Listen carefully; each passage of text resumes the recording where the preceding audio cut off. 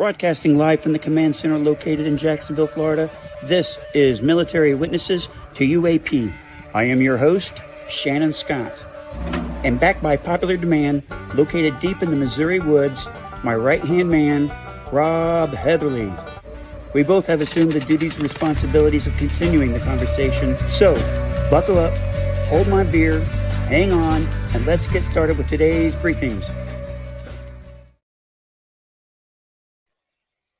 Hey, welcome everybody. How y'all doing? How you doing, Rob? Can you hear me okay? Wonderful. Yeah, I can hear you. Wonderful. So I'm almost speechless, Rob, because as of today, we're able to take super chats. We're able to monetize this channel. And I was just really taken back before the show even started. And it's hard, try not to get emotional about this, but I like to big shout out to this guy right here, Swan P, for donating $50 right before the show even started. So thank you. It's really appreciate it, man. Yeah. All right, here's our special guest, folks. Everyone say hi to Jim Quirk. How you doing, Jim? Pretty good. How are you guys doing? Wonderful. All right. Ready to play a little Wow. catch. Easy, Shannon. Easy. I know, right? I got a lot on my mind right now. What would you like to start today, Rob? Well, it's been how long has it been since you and I've been on air? It's before I went to Colorado, wasn't it? Mid-December. Things kind of went dull anyway on the topic, so we were able to meet each other. That was a cool thing. That was during that period.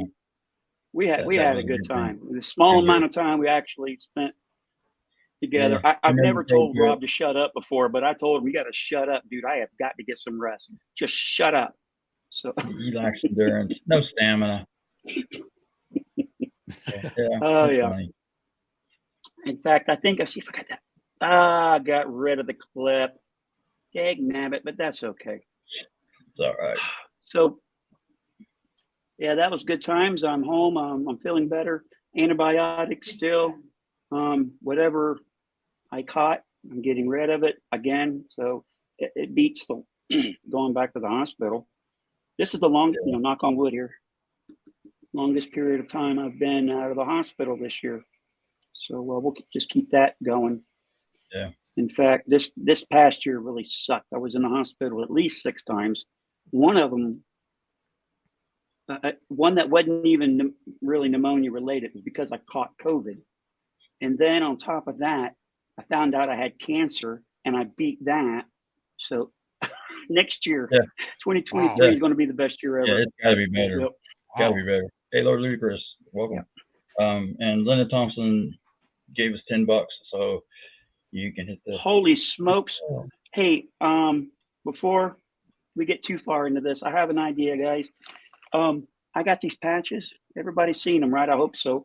Let's bring up a picture of it real close. Here's a patch, but I want to bring up the picture of it real quick. This is what it looks like. If you donate $20 or more, what you need to do is contact me here at Shandy Scott and just give me say who you are. This is the mailing address, and I will send one out to you for donating $20 or more. We really appreciate each and every donation. It goes to a good cause. For all you new folks, it goes to Shannon Scott's annual Vets and Vets for Wounded Vets and Pets that I'm very honored that Lue Elizondo and Rob Heatherly have named after me. Biggest honor I think I've ever been bestowed. But I wake up every day with this realization, and I don't take it for granted. But I see great things coming when it comes to our goal of the monetization now of this channel, and all this. 100% of the money goes to charity. Not a single penny goes to Anna. Yeah. Or Right, us. Rob? Yeah, we are not the charity. We are not the charity. Making that clear. Even though we're Wounded Warriors, Yeah. I'm alumni with the Wounded Warrior Project, but I will not be receiving a single penny from this charity. And let me see. If you donate, like I heard someone donate. Oh my God, right there. We're cooked. Thank you, Linda. Wow. And the money just keeps coming in. Wow. I appreciate, man, I'm gonna try not to get freaking Don't cry, man. There's no emotional crying in about this. Is baseball. freaking awesome, man. Can't take a breath. Breathe, man. Breathe. Thank you, Jan. Thank you, man. One of the things about, and I told Lou this, and I've told Rob this, that one of the things that you're able to do a little bit more about being sick and fragile is that the little things in life become amplified. I tell my wife that I love her a little bit more every day. I tell my son that I love him every day, and I really mean it. You know, it just everything just means so much more when you're sick. Yeah. You know, so You don't know you're guaranteed another death or another day. but I have the best family and friends a man can ask for. Thank you, Nick. Proud of my kids. Proud of my son. Oh my God, my son's gonna be 20 years old. Mikey will be 20. I'm feeling old. That's okay. My oldest son is like going to be turning 33 this year. Good Lord. You know, we got 25 euros. Holy man. crap. Look at this. Yeah. That's 25 pounds. Yeah, euro. I know Or that euro. guy. All of you, thank you. Oh my, tremendously. Well, obviously, a lot of people out there, they love what you're doing, and they love you have a cause going, and so they're, this is, They're also you're nice fans of yours. guys, so this is what they're gonna do. Yeah, they're fans of yours as well. I've talked to a few about you, and they already know who you were, so that was good. Yeah, I want to go ahead and I want to tell you this, Jim. This is in the comment section. If you've read it already, but I say, hey, we have a special guest on tonight, and the first person said, "I hope it's Jim Quirk," and I said, "You won't be disappointed." Good Lord. No, I actually I didn't see the chat there. I don't have it. I remember last time I turned this on, and I had two voices coming at me different directions. So yeah, you have to mute it. Yeah. And pop it out. I'm going blind literally, so I struggle to even read the chat some nights. I'm seeing double. Here it is. It was from. I hope it's Jim Quirk. Saw it. There he is. Yeah, he's been commenting a lot. He's been on my channel leaving a lot of comments. I went on ahead and I spoiled it. I said, Jim will be here. Yay.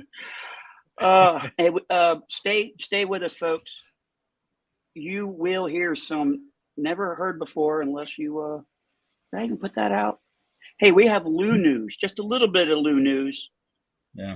Some fresh Lue news that's hard to get. It's been like a desert for a long time because he doesn't do interviews anymore. And I don't blame him either. So hey, Linda. Lots of respect to you too. Thank you. He does. Lou did leave that nice comment on Twitter though the other day. Yeah. What'd he say? He said, "You ain't seen nothing yet." Yeah. I agree. Yeah. Well, this was right after the bill passed, and he's like, "Oh, it was signed." Mm-hmm. He's like, "You ain't seen nothing yet." I gotta get my phone. Yep. Because I put I don't tweet that much, but apparently, man, people like when I'm tweeting. So I need to let people know that if this is me right here, folks, Shandy Scott. I'm on Twitter, and give me 1 second, and I'll read what I put on there. I even had Nick Pope respond to my tweet. Wow. I mean, that's how I roll, right? So wow. Man, I'm in the big leagues. I got Nick Pope reading my stuff out or tweeting it, or he was commenting on it. Let's see. It is right Let's see if I can find it here. Let's see, dude. That's the original. I'm sure what I said was really cool too. So now here, topics, pro. Let's see where I can find my tweets. Oh, here we go. It's coming up now. You can tell I don't do this often because I don't even know find my stuff. I said right here. I said nope. Yep, that's exactly what you wrote. Nope. Yep, I tweeted that. I actually tweeted some information about Lue. So you get if you follow me on Twitter, I did put that Lue information out that you'll be hearing today. One of the tweets that I had that I thought it was really cool, that I firmly believe that Lue Elizondo has been working on the biggest story in human history. And I got 690 likes, 40.6 thousand views, 48 retweets, and 4 quoted tweets. So that's not bad for one tweet. And then let's see if I can find another one. Okay, there. I do want to put something out there. If anyone knows Leslie Keene, or if she happens to hear this, have her people get hold of my people. I'd like to talk to her about the Kecksburg. I may have something she may be interested in. Yeah, I'd like to talk to her. She's put a lot of here's a work big into one. that. I said on the 23rd at 9:29 p.m. I firmly believe that 2023 will be the best year on disclosure. Some of us do not need any more evidence. Questions I have is, who are they? What do they want? And where are they from? And also, are they here to eat us? Because whatever the worst case scenario, they're here to take over and eat us. That's like the worst case scenario, right? So hopefully it's not. They're just waiting for the mothership to come, like I think District 9. I think that'd be the vast minority. I think they've begun vegan by now, if they're that old. So Yeah. I mean, it could be. I mean, there's so many different theories you could go here. And I like the one you had about the cows. I mean, that makes yeah, perfect sense. They're bloodless, right? They're drinking their blood. After I retired from military, I got in the medical field. I became a surgical tech. So I'm reading everything that was done with these cows. I'm looking at it clinically here, and blood just doesn't disappear. No. Drained. So, and in fact, it's happening right now in Colorado. There was an article just recently, 40 cattle in Colorado, at least 40 cattle over a couple of months were found, and they have no explanation for it. There's no evidence of predators, and there was no evidence of disease, and I don't know what the answers were. And I saw a video with Linda Moulton Howe talking about it, and she was saying they were drained of blood, just like these other cases throughout the decades. This happens over and over and over again, time and time again. Blood is missing. And of course, some of the descriptions of these beings that have been made by people who had access to top officials have indicated that they're like insects. And if they're like insects, well, of course, some insects live off blood and they suck blood. And maybe that's what they're doing. They're killing the cattle, they drain their blood, and that's what they're using to survive. It's just again, it's a theory. It doesn't mean it's right, but it's possible. Why else would they keep continuously doing it for decade upon decade? Either that, or like Kabuki theater, just to keep us talking and distracted from the truth of it. But I think the Day After Roswell book mentioned that they'd found a little laser type device that was like a size of a key fob or something that shot out a beam that would basically be used. That could be used for surgical incisions like that. That wasn't like it wasn't a laser that goes into infinity. Was able to control the length of the beam and the temperature and stuff, so they could surgically cut. But if I remember reading right, I was reading up on it the other day. I think there was over 1,000 cattle mutilations, and it was down to the bare bones up in the Northeast, back in the 70s, in 1 year. And I couldn't believe that many, but that they were taken down to the bare bleached skeletons. I mean, what the hell? I didn't realize that that some of them were left in that state. That's just incredible. Yeah, That's roll fresh out the on red carpet. Bob Perkins is here. Hi, Bob. Welcome, Bob. I think they're just screwing with us, Bob. That's what I think. Who? You, the aliens or? Yeah, Kubik Theater. I think there's many types, many kinds. I don't think it's a monolith. I don't think there's one particular them. I think there's many types of them and many factions of them. To think that they've evolved out of arguing is absurd. There's one right there. There's Leroy Jenkins right there. That's a great picture. The more complex the civilization gets, the more breakaways you're going to have because they're going to want to do it their way, and you're going to have divided factions on the hive mind, which, some may be, who knows, but it doesn't mean there's still going to be one accord. There's got to be a place where one ends and the next begins, and some differentiation that they'd want to go become an individual at some point, and then you get back to warring again.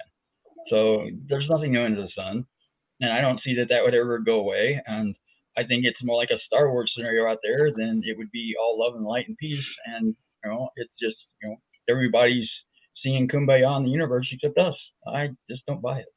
No way.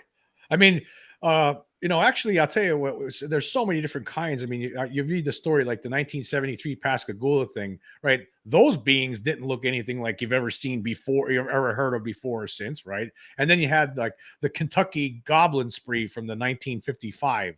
That was another case where those beings, that was like a one-off. I mean, you never heard about these kind of beings again. I mean, they looked very strange, and there was two guys were shooting them with shotguns, and it wasn't doing anything to them. They were just running around. I mean, doing backflips, and police got involved. There was evidence, and there was a whole bunch of witnesses in this house. I think there was like over 10 people that were witness to this.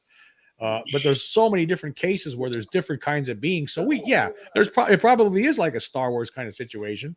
And so, yeah, I agree with that. I mean, I don't know. Again, I don't know what they're doing. That's why I think disclosure is important, because I'm sure our government, right, the secret group within the government knows for sure they have some better answers and they can fill us in better. But the problem is some of those answers people might not like. That's very possible. Yeah. I wouldn't dismiss that at least some would be consuming flesh, and why would they think that humans are not?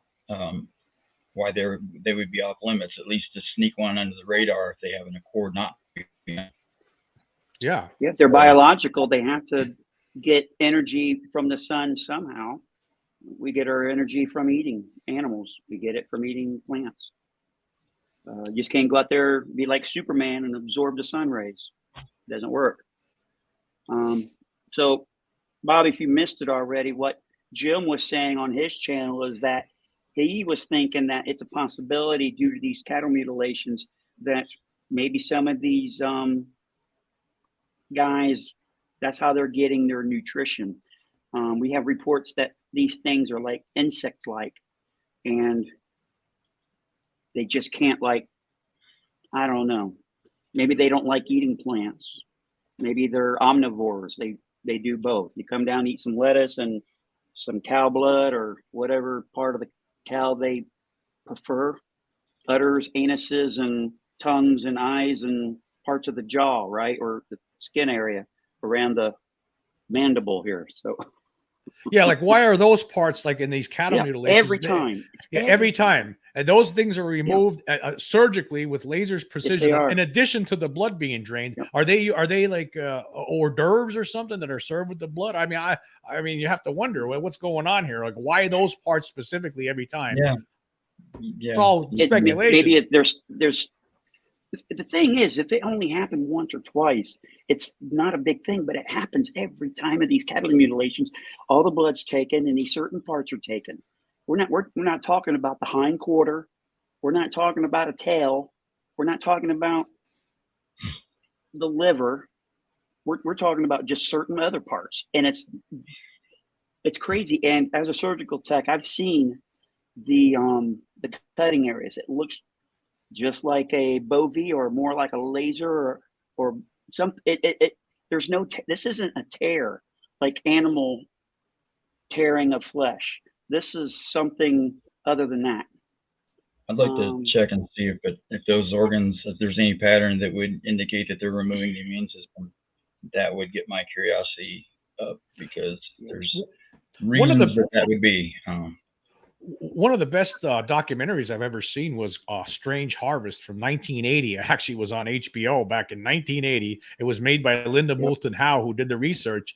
And I mean, starting at that point, we've had the answer. I mean, there have been reports of aliens craft or strange craft. Actually, floating around pastures where these things happen. I mean, people have there have been ranchers who have stayed out all night and seen these things. There have been some pictures taken of objects showing up, and somehow they're able to do it really quickly. Where, but I mean, there's some great documentaries on there, starting with A Strange Harvest, and I think you have to pay for it to watch it online, but it's out there, and that's one of them. Even though it's a 1980 film now, it's pretty old, but it's still really good.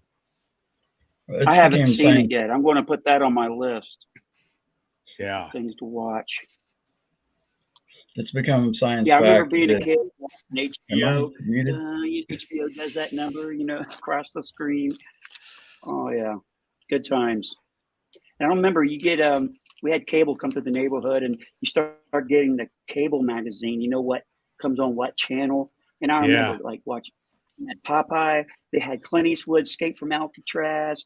I mean, all these old movies, which old to us now, but we got all these movies, and cable came through. That was a big deal back in the day. Well, I grew up in an area where cable originated, so I grew up with cable throughout the 70s. I was born in late 60s, and I grew up watching cable because where I live at, it was in a valley, and some guy nearby he built the first.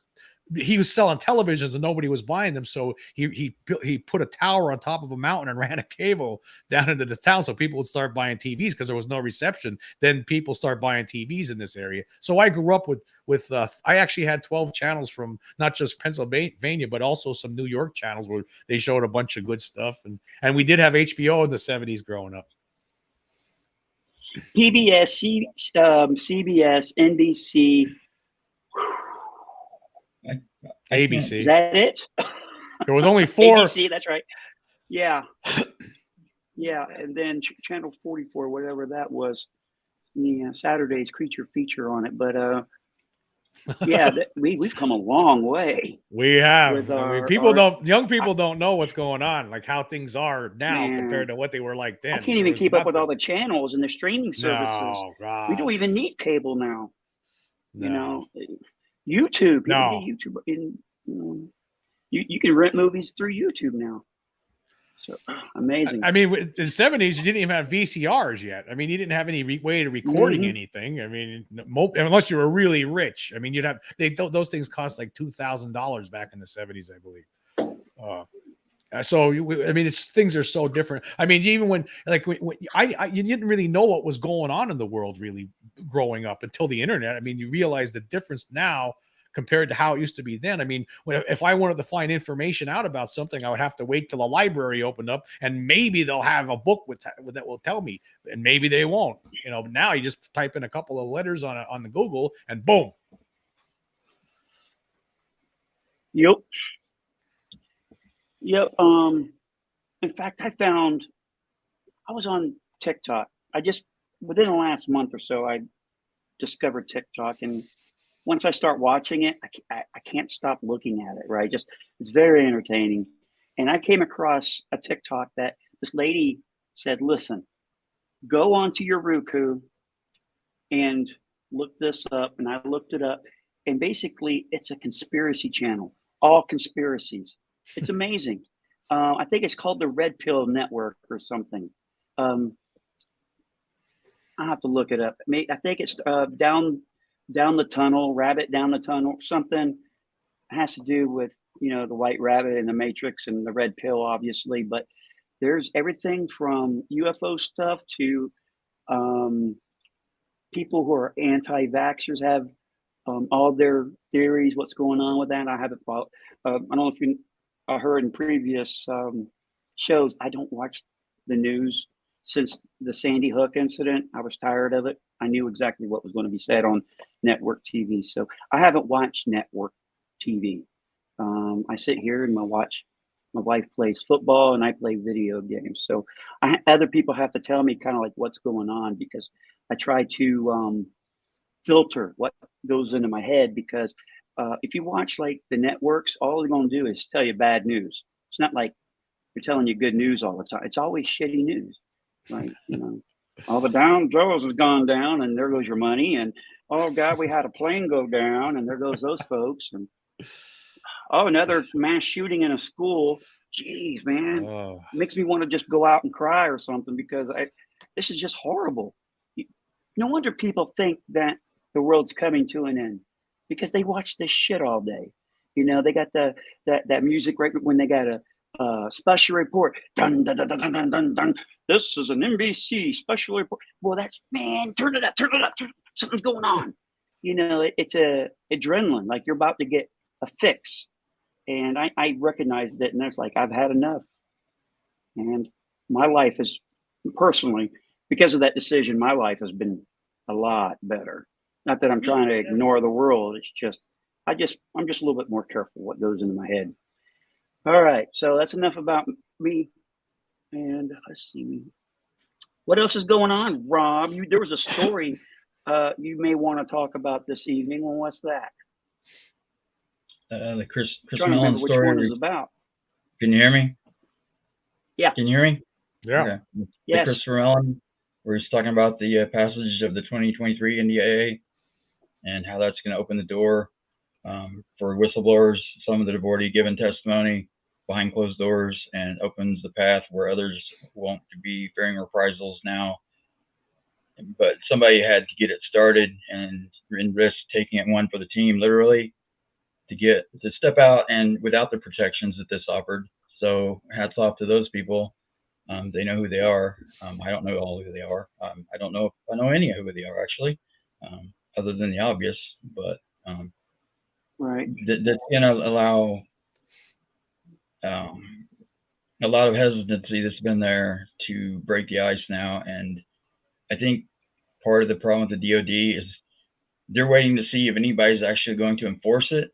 So they're trying to tell as little as they have to tell for as long as they have to tell, and until they can coalesce their base and see who's going to support them, who's not, and who's going to stick with them and risk their stripes and everything else that comes with that.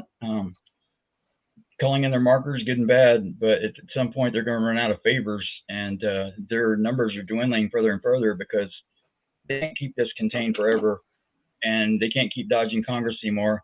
They moved it out of Bray and Moultrie's purview for a reason, and out of the ODNI, I think I got that right. Basically, who from under Gary Reed's old office, so they would not have their fingers in this on the scales anymore. And Susan Go, with her PSYOP plan, I'm sure, as the PAO, that couldn't have been an accident. With her being a colonel with that rank of PSYOPs, do the math. I mean, she even wrote the paper in 2003 that you cannot separate the duties of a public affairs officer and PSYOPs. They are one and the same. What does that bring to mind, Jim? Yeah, I mean, yeah. Well, I mean, it's good that it's out of their hands. I mean, that's a step in the right direction. But you saw just recently there was a Moultrie had met with the press just before the passage of this, the final passages, and he was saying that that again, that there's nothing that would basically he's lying every time that when you hear these people coming up and telling you things, well, Moultrie saying stuff like that there's no that there's no evidence of extraterrestrials, that's a lie. I can't believe that someone in his position could be kept in the dark. I mean, even if he's not part of the control group, which may be called Majestic 12 or whatever it's called, who knows what it's called, if it's called anything, but there has to be a control group. Even if he's not part of that, he has to know. Like you have to have enough information, just like Admiral Wilson was given a little bit of information and it was confirmed to him that they have extraterrestrial craft. So Moultrie, when he says these things, that they're always lying, and he continued to lie right up until that legislation was finally, or that bill was passed. Even in the interview that they did last week with the press conference, where the new head of Aero was speaking on there, and he mentioned that somebody asked a question of him, and he was saying that there were some very curious flight characteristics. And then Moultrie interjected right after that and told him, well, but there's also the mundane explanations of air trash, balloons, weather inversions, right? With a little nudge of the elbow there, to muddy the waters on that and remove any oxygen or positive lift that would have gained. He wanted to deflate him on that. You could tell he was being throttled down by them. So, and I'm sure being put in that position, he would feel like a patsy to be put in there, and it's going to be Operation Project Blue Book all over again. You're going to reach these results in a year. We're going to tell you what it's going to be, and just shut up and read the script. And, I think you're talking about Kirkpatrick, I believe. Mm-hmm. Dr. Quirk.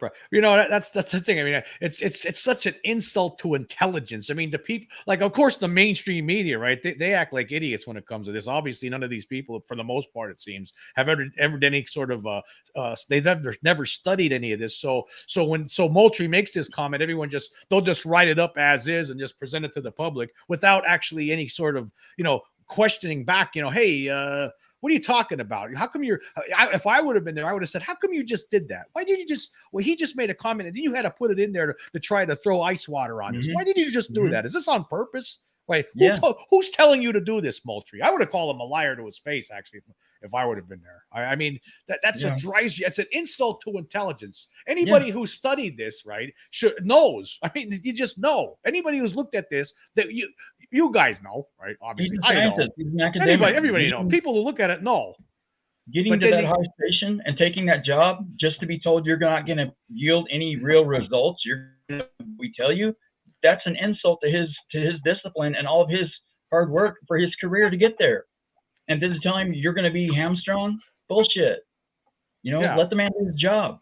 And if you want to censor the results of that, that's on you. But don't silence him in the middle of an interview and tell him that what he said and water it down every time to make it discounted.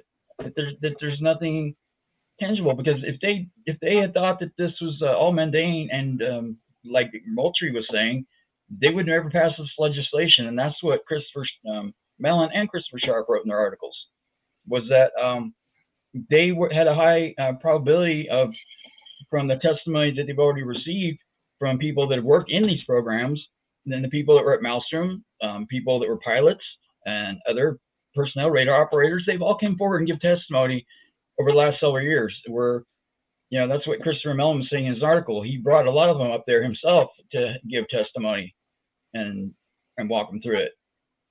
So, he brought the best that he could at the time to get the biggest bang out there to finally unequivocally show there's no more speculation. No, we can't produce a craft or bodies but we do know where they're hidden probably. And here's our scientists that have actually been in the programs, not the people running it that were outside of it, that didn't have working knowledge of it, weren't in the field. You can't take their word for that. They're not the experts on it. They're just the mouthpieces. But they did a good job of suppressing it until now and stifling people like him. But we didn't have the internet before, and that was a game changer. Yeah.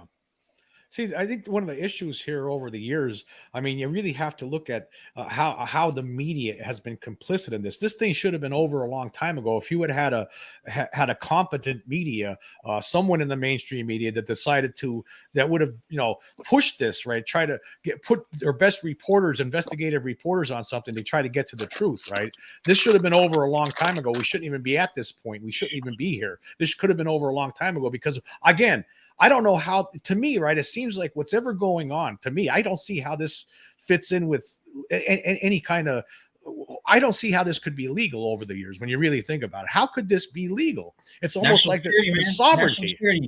Well, that's what they could say. They could say that. They could say, well, it's national security. We don't know what they're up. I mean, that they could use that as an excuse. And I think up to a point, but you cannot withhold the news that there's an extraterrestrial presence here. Supposed to be sources and methods, and that's why they wrote the article last year that the overclassification of information is hurting our intelligence community, and it could lead up to another 9/11 or Pearl Harbor. Yeah.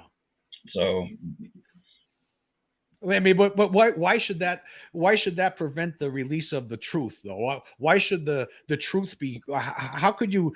Okay, yeah, I understand. Don't tell us about what you're doing with reverse engineering. That's fine, right? I'm not interested. I just want to know. Okay, tell us what you know about the different aliens that you've recovered, the bodies that have been recovered from spacecraft and stuff. Are they different? Are they the same? Stuff like that. There's certain things that could have been and should have been shared, and they're not. They haven't done that. Instead, they could, like you said, using the national security excuse, right? But I understand that if you're going to try to get a recovered craft and you're going to do some reverse engineering on it. I understand that. I'm not interested in that. That's fine, right? But I would like to know, what do these craft do? What are they capable of doing? That's not giving away anything, right? I mean, we know what a jet does. We know what a helicopter does. Yeah. I mean, there's certain things we don't need to know the ins and outs and the technological aspects of it. We just want to know, we want the reality shown to the public. Think about this. How many people were in Lue's position that were put to this task to investigate the phenomena? And they went and researched it with a top secret clearance. They found out there was something there. And when they brought those results to their superiors, they told them to sit down and shut up. Don't make waves. And we've got to keep this under wraps. Lue was the first one to risk rank and reputation to step out and do what was right. And he gets vilified for it. He continued his oath for the American people by doing that. It wasn't so he could go get on Tom DeLonge's show. That was just a lucky opportunity to help get the news out there that came about. But he did it fundamentally because it was the right thing to do. And it was the only way that he could legally do it without violating his oath to get the word to Jim Mattis, because it was a brilliant stroke of genius by him and Christopher Mellon to come up with the resignation letter that listed enough information to get the attention of Mattis, and it was written to him. So he would have to look at it. So there's no way they could keep that from getting in his hands. And Gary Reed called him up when he submitted the resignation and demanded he come in the office and talk to him about it. And he told him he'd go pound sand, basically. So good for him. Let it ride, send it on up the chain. So beautiful execution. And there was some retaliation. Oh yeah, and it hasn't stopped yet. Yeah. But with the new language where they can sue, I'm looking forward to that. I'll be back. My view about why the mainstream media or any investigative reporting has been done on this is because unfortunately it's a compromised system. If you have any knowledge of Project Mockingbird, it was basically the CIA, I believe, was able to infiltrate these networks and have them controlled, basically. That's what Project Mockingbird was, if I'm right. If I'm wrong, let me know in the comment section, folks. I've heard of it. I know I've read about that before. I just can't remember all the details right now. Yeah. It's not like they can come out and say something. Like, for instance, about that whole pedophile island, right? Whatever that guy, and then he passed away. He suicided himself in jail, right? That thing, that was what they tried to come out with that information a long time ago. I guess covered up. I mean, people in power, covered up. People in power. That's the way the world works. I mean, power, money basically buys you freedom and the ability to do whatever you want. Apparently, or that's what it seems like. I mean, and I think that's somehow. I guess the problem that again, I was talking about this yesterday, and the situation that we are in right now. I mean, it's insane, really, what's happened. What we have, the hoops that we have to jump through, that we're doing right now with this whistleblower legislation. The fact that it's come to this, really, when you really think about it, now that it's passed, right? That the fact that it has come to this is actually insane. I can't believe, when you really think about this, how the people we put into office in Congress and the Senate and the president, right? All these people that are in elected office, we have the different branches of government, the court system. None of these, or they have no power over this situation with regard to the extraterrestrial presence. They have no say and we have to take this measure just to pry this information away from this stingy group that doesn't want to give up that power, because to them it's power. That they'll keep that information with the public. It's all about power, maintaining that power, and continuing on with it. The people lucky enough to be part of this majestic group. So I just think it's insane that it's come to this. It shouldn't have had to come to this. Yes, of course. Okay. Yeah, I understand. Like we were talking before, I understand that. Yeah, there are national security implications when it comes to the craft itself. But again, you can't keep this reality from the public. The fact that we're not alone, right? And there's something here. There's a presence here. It's just not. It's ridiculous. And you have all these people throughout the years thinking they're crazy when the aliens show up in their houses and abduct them, right? And they're going through life, they're afraid to talk about it, and then they get made fun of, and it's all stigmatized, right? But really, had the information been told in the first place, then it would have been okay. Yeah, hey, you hear Bob down the street was abducted by aliens, and oh, I didn't know. Huh. Hey, it's going to be sunny out tomorrow. It would have been no big deal then. We could have been, you know what I mean? It would have been move on with life with that. And that's just part of life, just like anything else.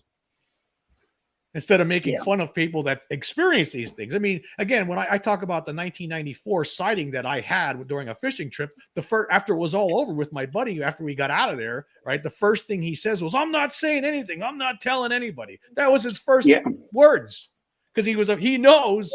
He knew that, you know, he's gonna be, people are gonna think he's crazy.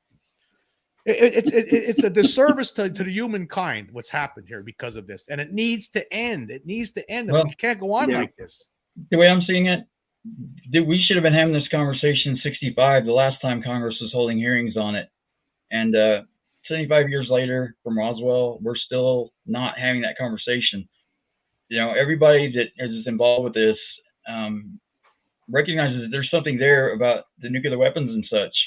And if the full breadth of the government and the military and all the civilian populations of the world were to know this was real back then, 75 years ago, then we could have, as a species, been discussing what to do about that problem. But instead, the nuclear test, well, you've noticed that there hasn't been another detonation since the early 70s of any nuclear weapon testing or anything.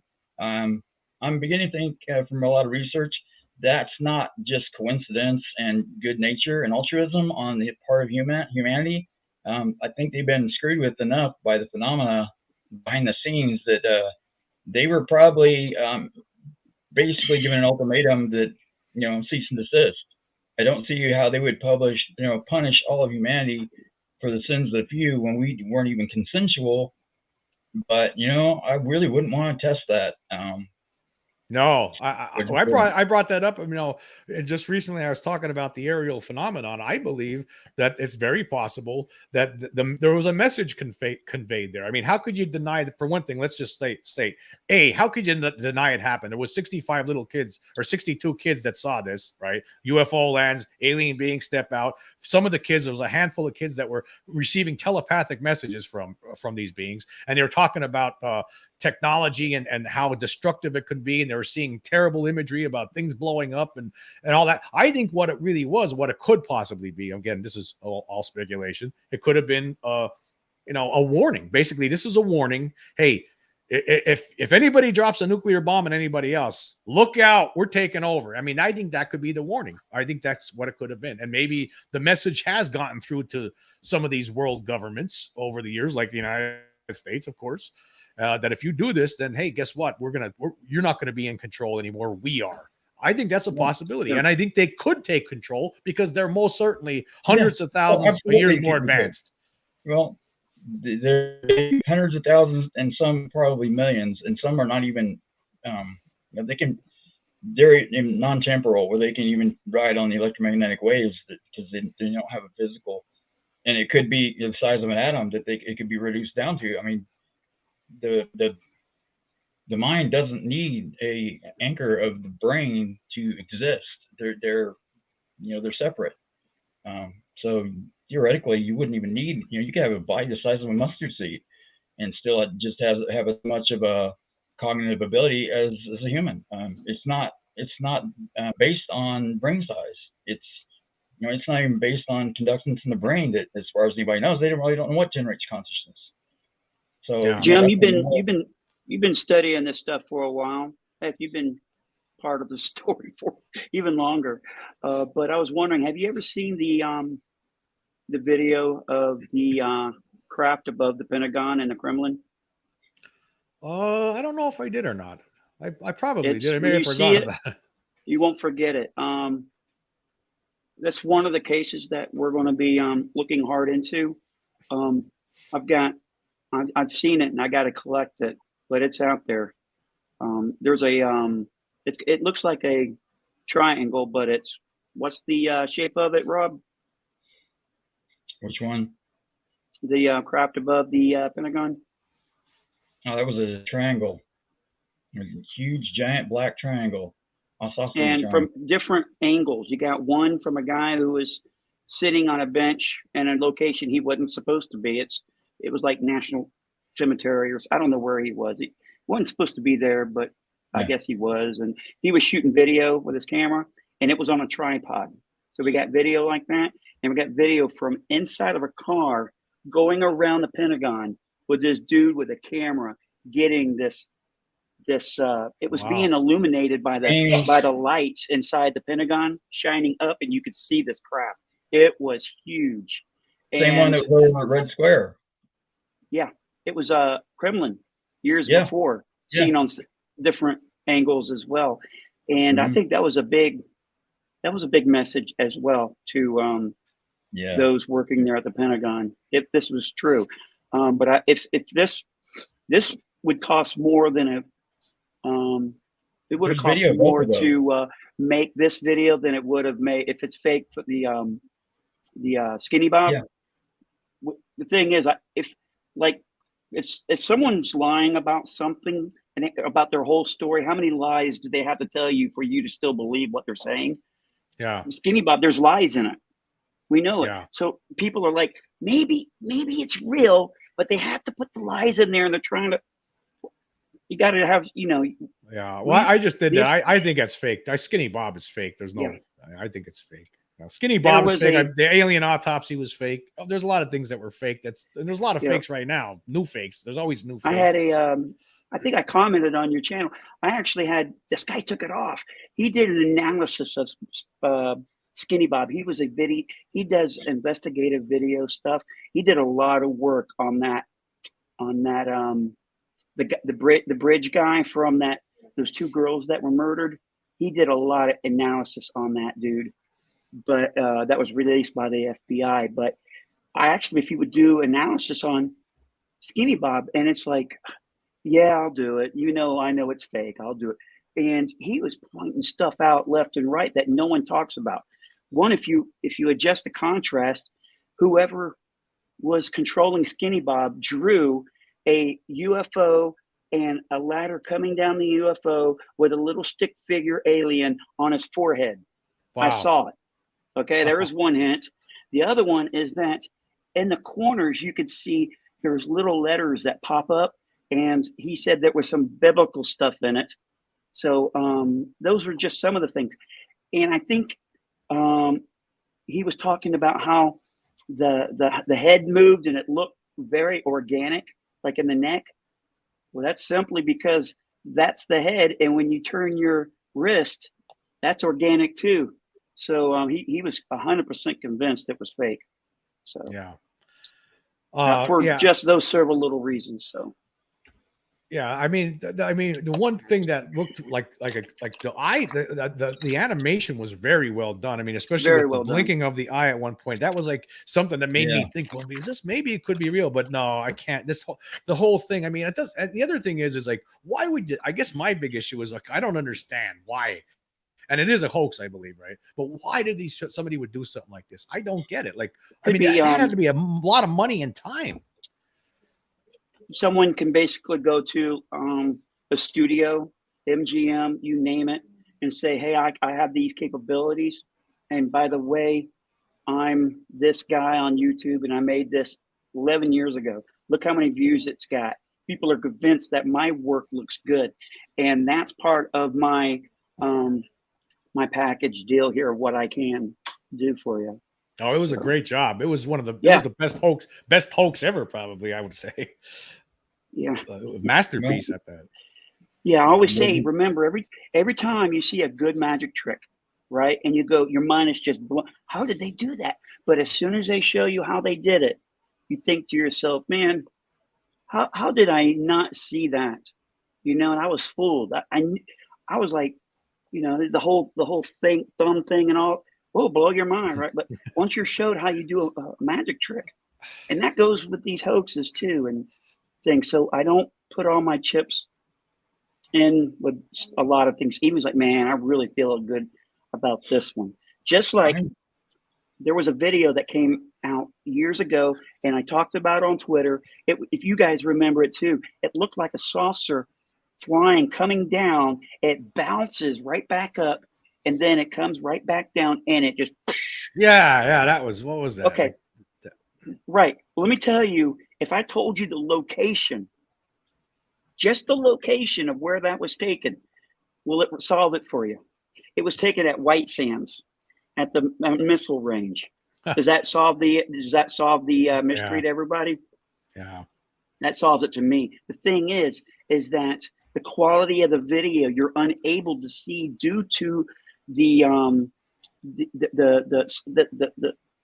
fire basically was so hot. The rocket was that it is so bright that it basically made the rocket body disappear in its brightness, and that's why it looks more like a Tic Tac on fire, right? So, yeah, White Sands. I think that if you someone, it's different if it was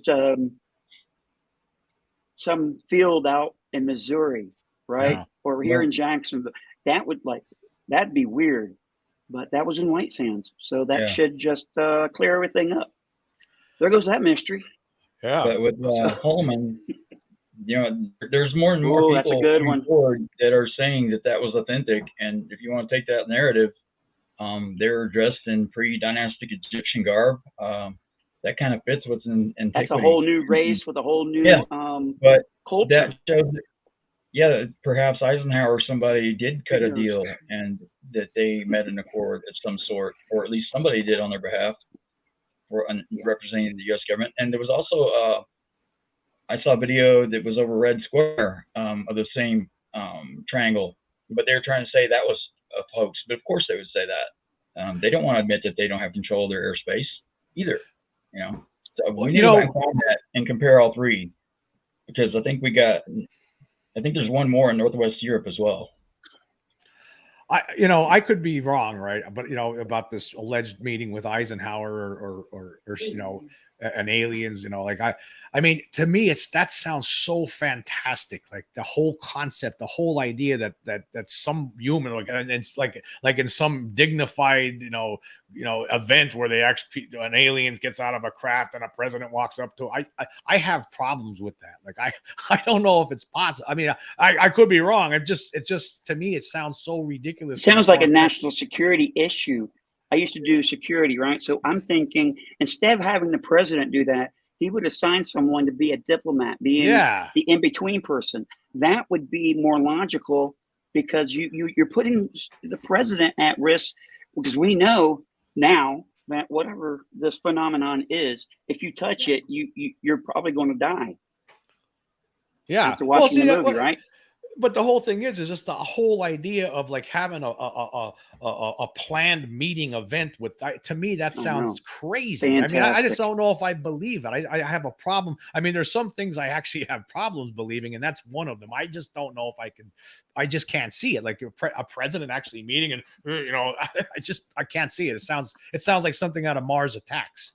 I mean, I just, and then it didn't end up well in that movie. And I don't think it was a president, though. It was a general or something, a top general that met, and next thing you know, everyone's getting blown up. But I mean, I just don't see it happening. To me, that sounds too fantastic. I think they're just, it would be like an ant meeting with us. To me, I just don't see it. I can't imagine it. Like, I don't think that would happen. I don't see why it would happen. Why would it happen? I mean, there's just a lot of questions I have with stuff like that. I mean, I know that something's going on. Of course, like you guys know, I told you my stories, with the thing that showed up in my room, the object I saw. Yeah. And, so it's not like, but there are some stories you hear sometimes, and it's like, wow, I just don't know about that one. Well, that's just one of them. at the core of it all, we can't discount that Jacques Vallée may be right. That and there's really, I don't think, ever any way to prove it ever, even, no matter what manifests. That this is a system within systems, and it could be one entity in the behind the curtain, or many. There's just no way to know. Mm-hmm. But that many of these branches and side shoots are distractions for each culture, each era of humanity, and not to say that any of it is artificial, that religion isn't real, that cryptids weren't real, that pagan religions aren't real, that it was all artifacts of something that was genuine. So you can't discount any of that. You can't. I mean, there are some crazy things I do believe in, actually, that are possible. Like, I was just talking about this in one of my previous podcasts, where and I talked about it before, and I'm sure you guys probably touched on it, is like the idea that with this, that actually, I mean, when you read stuff from David Jacobs about and the hybridization program and all that kind of stuff, and that some of these things are living among us now. I mean, it seems like, okay, I guess it's possible. And if that is possible, then that means if they're living among us, is it possible that some of these things have infiltrated some portions of our government, perhaps Majestic 12 or the Pentagon or weapons manufacturers? I mean, is that possible? I don't know. I mean, it sounds like, I mean, if you believe that it's possible for a hybridization program, and that some of these hybrids have the same kind of abilities as aliens, and that they could have some sort of telepathic control over human beings, then it goes without saying that then that means human beings are also working in the Pentagon and in the weapons manufacturers. So that means that they could be manipulated too by these things. It's just a possibility that scares me. Here's where we can look back at the history of this and understand that we do have some history to reflect back on, to try and understand what's going on now because of what's happened in antiquity. But I was an engineer, structural engineer, by my career before I had to retire from injuries. But I recognized tool marks, machine tool marks and things. I can tell you what tool they were and basically what size the saw blades were, and probably close to what RPMs they had to have to cut and what medium and hardness. I am unequivocally positive that there are machine tool marks on megalithic structures across the planet from deep antiquity. And that is part of the same phenomenon that we're encountering now. It's been here a very long time, at least part of it, and it's never left. And it's been with humanity likely longer than us, or Homo sapiens, because there are paintings that go back 40,000 BC in Australia that depict like a four-story tall, red-haired, bulbous being that definitely isn't human. They didn't do artwork back then. They drew what they saw. Yeah. So I think that's possible too. Yeah, what you're saying is scary. Well, it's not so much, because then you understand that levels of engagement. And I think that what we're seeing is they're using the least amount of communication possible by shadowing our nuclear assets and things, but they're not just coming out and announcing it across all the loudspeakers across the planet like they could. They could do it in everybody's heads. They don't need equipment to do that. But they're making a show of it and using the minimal amount that they need that makes sense. To try and get the message across. Because I think if you study free will of a species and how you don't want to interfere, then this fits. And if you have rules of engagement and there's a peace accord to not interfere in the affairs of the man anymore, it fits that they're doing this out of self-defense because it's affecting their livelihood, on the planet as well. Because we're now to sanitize the entire planet. That makes sense. That makes sense to me, Rob. That's a theory. What you just said makes a lot of sense. I mean, that I can see that. And the fact that we live in a Nerf world, there's some scary things, but they're all familiar to us. There's nothing like what's that guy? Lovecraft. There aren't Lovecraft or Stephen King monsters out there, that are in reality. There are monsters, but they are not something that would shock the consciousness into, basically where the consciousness would check out and never come back. And the sheer terror of looking at something like that. Those don't exist in our environment. And by the rule of this, that everything can exist with millions of possibilities of lives out there across an infinite amount of time, at some point, something should drop in for dinner and just wipe the planet clean, and we don't have evidence of that. Yeah. That's interesting.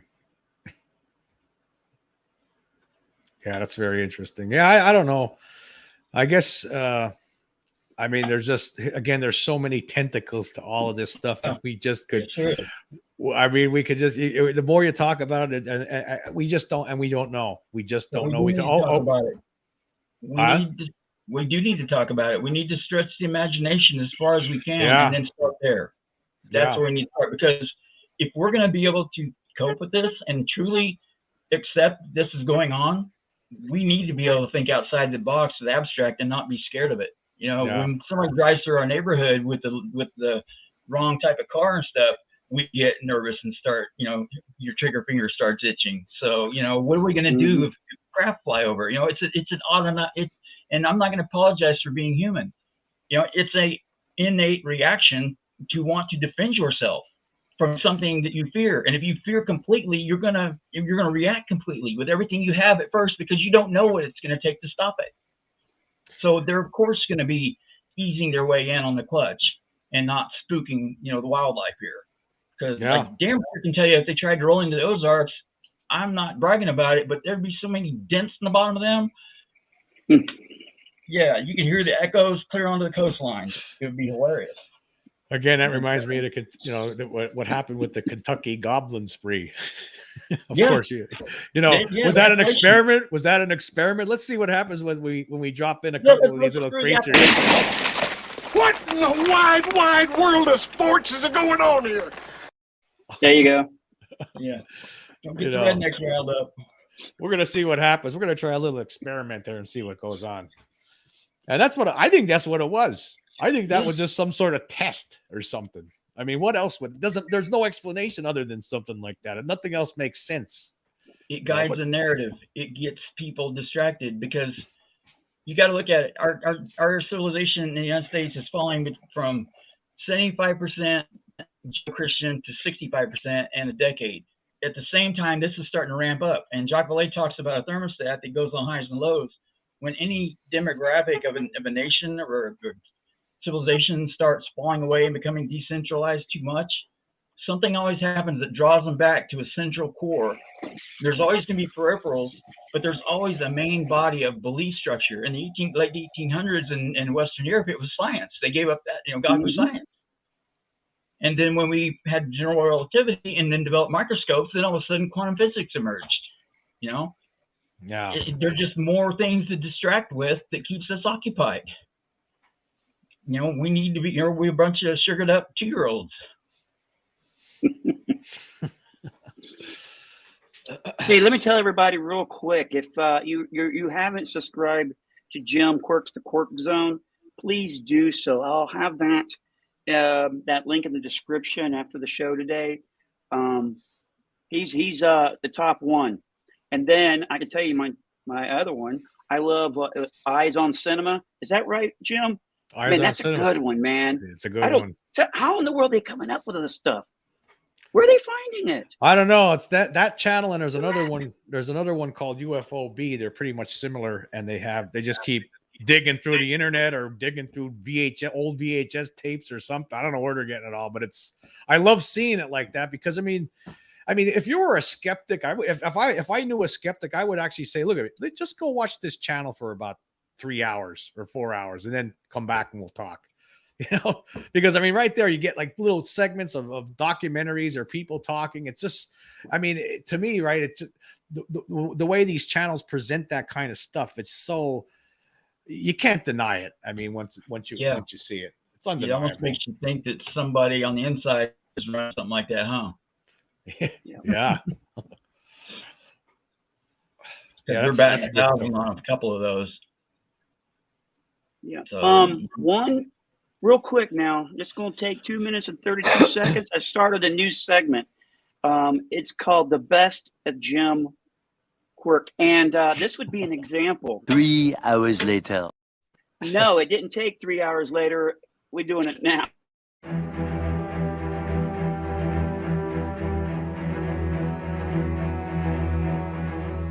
Again, this guy has done no research whatsoever. Doesn't believe in doesn't believe in the extraterrestrial presence whatsoever. That's because he's actually stupid. This guy's dumb when it comes to this subject. It's like Neil deGrasse Tyson talking about UFOs. He's dumb when it comes to the subject. It's like Julian Barnes. I do declare. It's like him, right? It's like those have a megaphone like this, putting out words in the mainstream media like this.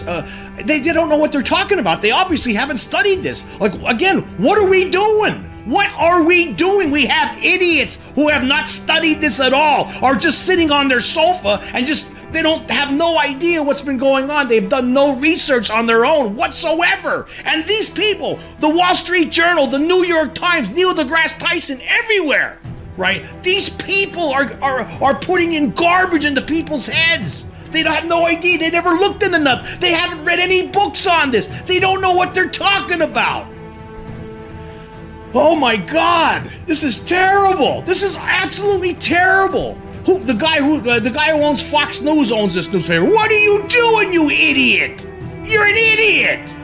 But humanity shouldn't look to space aliens for its salvation. Who the hell's looking for the aliens for its salvation? Nobody is. We just want to know what the hell's going on. Most of us. Okay, yeah. Admittedly, some people in the UFO community, but they're not. They believe they're here for good purposes. But no, even that they're not replacing Jesus Christ like you're saying here. You have no idea what you're talking about. And this is in the Wall Street Journal. And a lot of people with intelligence read the Wall Street Journal, so they're going to look at this. People who have no idea what's going on. Those people have no idea what's going on with UFOs. You're misinforming them. What are you guys doing? Rupert Murdoch, you're an idiot. What are you doing? You're a moron. Rupert Murdoch, you're an idiot. They're having this clown writing stuff in your newspaper like this. With that, I wish my readers, including all Alex Friedmans in the audience, a Merry Christmas. Yeah, whatever.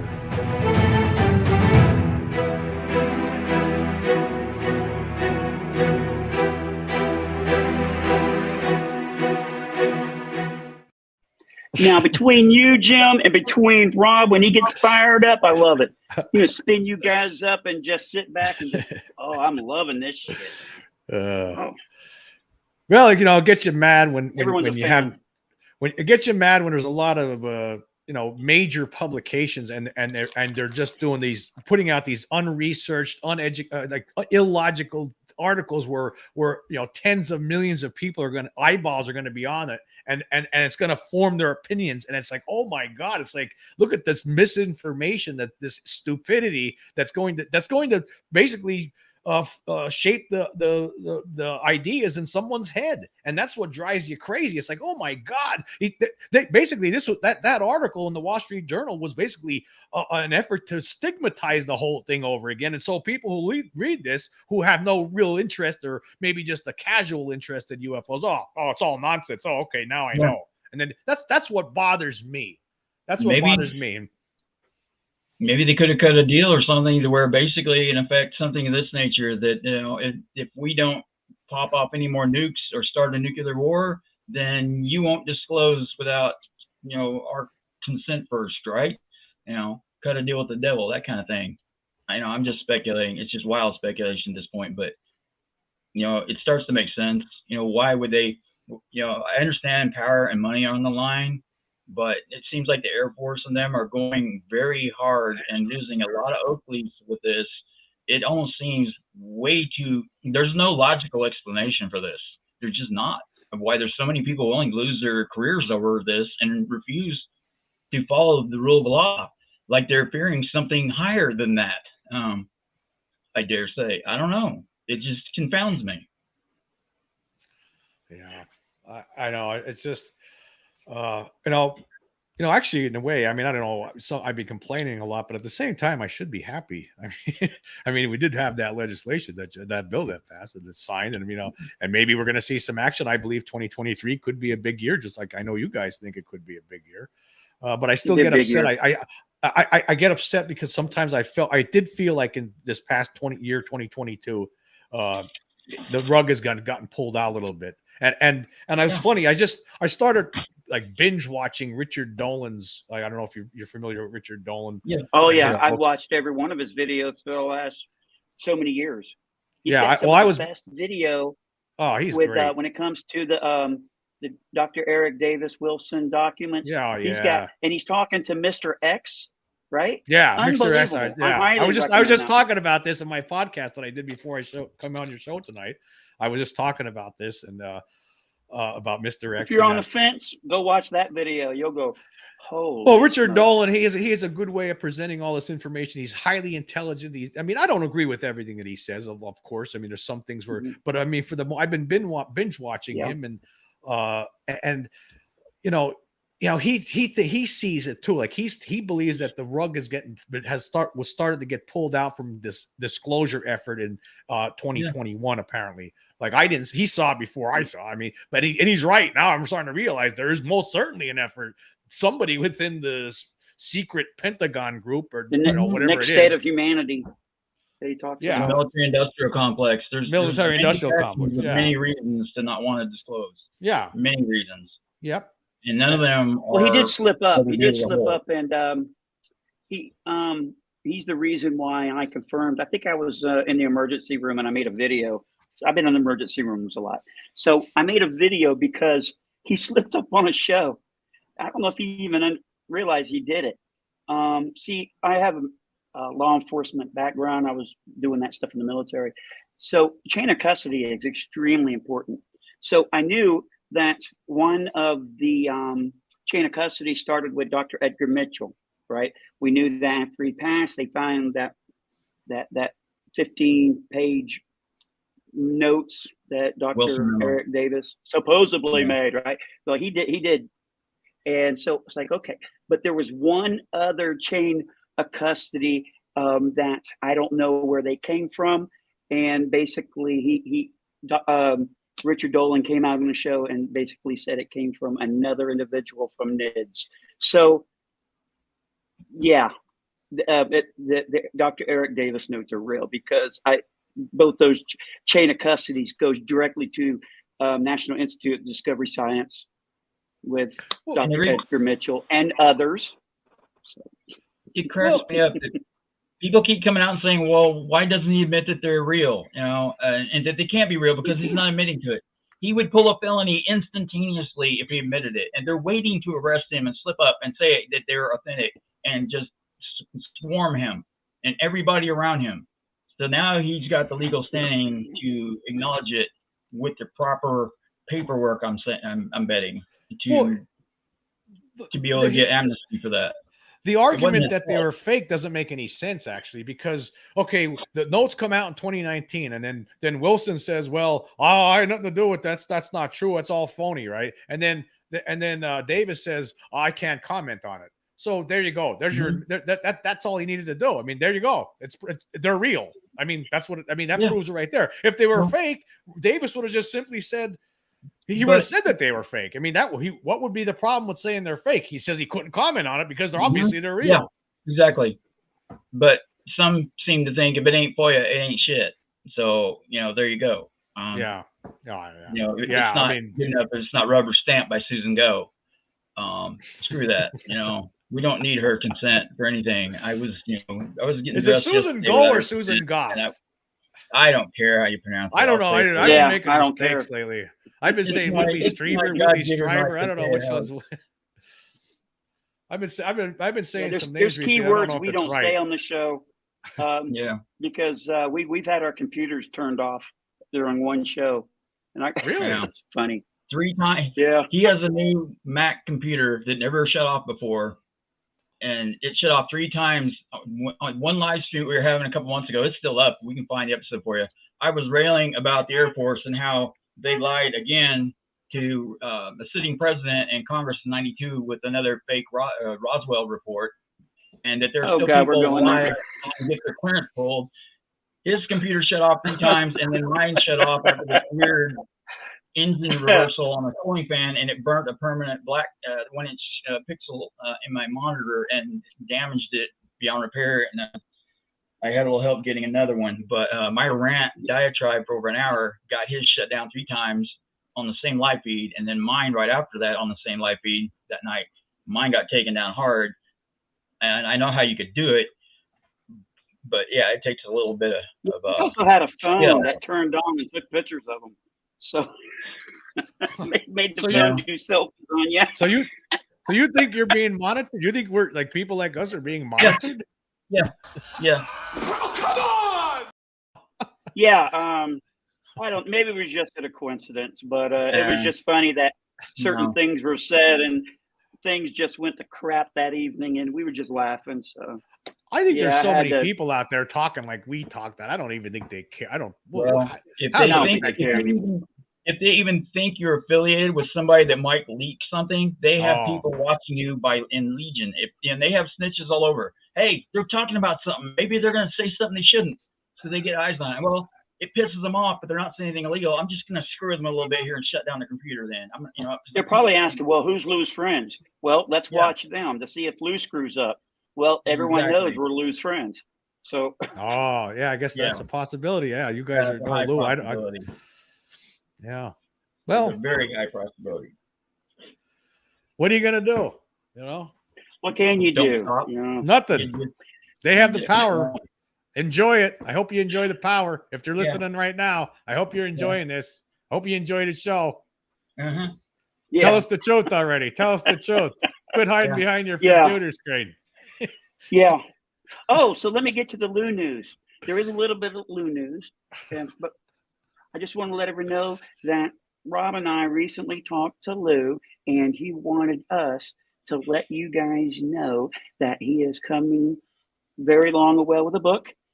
He's got to jump through a few more hoops, and it looks like it will be coming out next year. So that's very vague, but that is from Lou. So that's something rather than nothing. So there you go.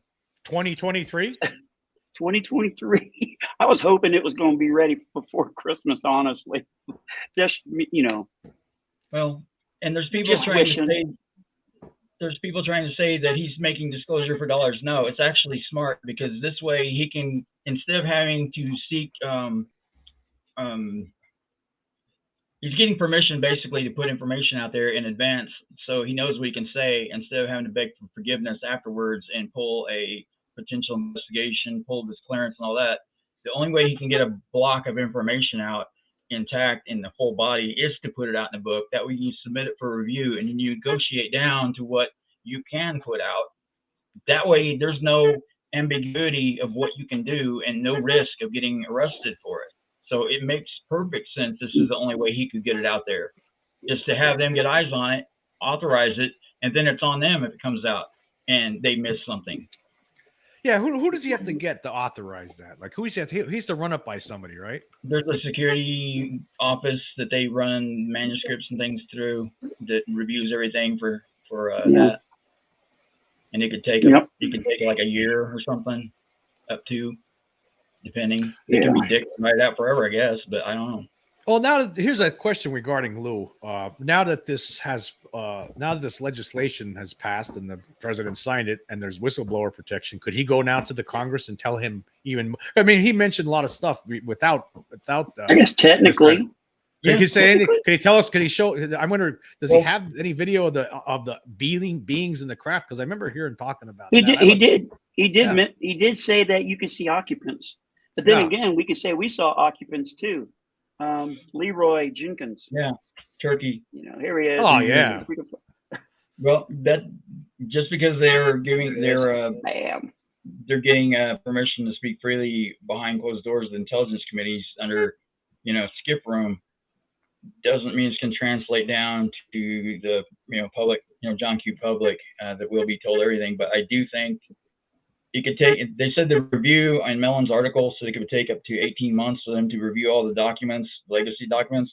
And I think that would be a safe place to start rolling out information to the public. Is first thing they need to do is actually get on the record that they acknowledge that we are dealing definitively with the non-human intelligence. That may take up to another year for them to do that, even by our government proper. I think there's going to be a lot of inferences, and then at some point it's going to happen in the middle of the night, and we're just kind of not going to catch it, and then they're going to go on, and I think a year or two down the road start bringing out information. But who knows? The phenomena could be driving this as well to some capacity and set an arbitrary deadline. We just don't know what to expect. But I'm not getting, I'm just trying to manage my expectations. That way, if something does come up that's revealing but not lethal, that's cool. If it is lethal, I hope it happens in my sleep. Just saying. So, yeah. I would think that that what would be pretty interesting would be if somebody who has access to some of this information, if they were to present some videos like this, like to some of the stuff that Lue Elizondo was talking about, I think it would be that would be incredibly more so than the turkey videos, right? Because you'd have something actually coming from the government that's showing some UFO flying saucer with actual occupants who obviously aren't human. I mean, he did state that too. He said that they're like your traditional gray looking like beings. Well, and you got to think about this too. Other nations, the first one to come out and go on the record officially through their government channel is going to be they're going to have cash rain down on them. The only reason that they're holding back that I can think of is because somebody in the U.S. government is riding a clutch on that, or the military, to say, no, you guys are going to, if you want our help, you're going to have to give us a little help. You're going to sit down and shut up. And until that roadblock's taken off, they're not going to speak up. And Russia and China don't want to do it because they don't want us to know what they know, for that rivalry. There's a lot of brinkmanship with this too. Yeah. That's why we don't put out a graph of what we recognize as adversarial craft versus true UAP craft that they're anomalous, because we don't want our enemies to know what we recognize, because then they would start making their drones look like, UAPs. There was some agreement, though. I know there has been agreements in the past that I'm aware of between the United States and Russia with regard to concerns that they didn't want to launch a nuclear attack against each other based on UFOs. I know that there's agreements in place over there. There still is. Bob Lazar have to be. And say, hey, did you fire that, homie? Nope. Well, no, it's okay. That kind of thing. Yeah. Bob Lazar said there was actually Russians there at S4 doing the research until apparently the discovery of something, and then they requested the Russians to go home. So that was interesting. Bob Lazar is somebody I believed from the minute after the first interview I've seen him. He's always been very believable to me. I don't see any reason why he would have made this up. He's never made any money off of this. I think the aha moment is when in the Jeremy Corbell, when he was sitting across from him and he was describing the biological security hand sensor, and when you see Bob Lazar look at it, he goes, I never thought I'd see this thing again. Yeah, it confirmed that. Man, look at that. I got goosebumps thinking about that. That was amazing. That was an aha moment for me. I mean, some people say he was just there being a dosimeter. People wearing these things to make sure they don't get too much radiation. Yeah. We have them in the military too, and he was one of those whatever.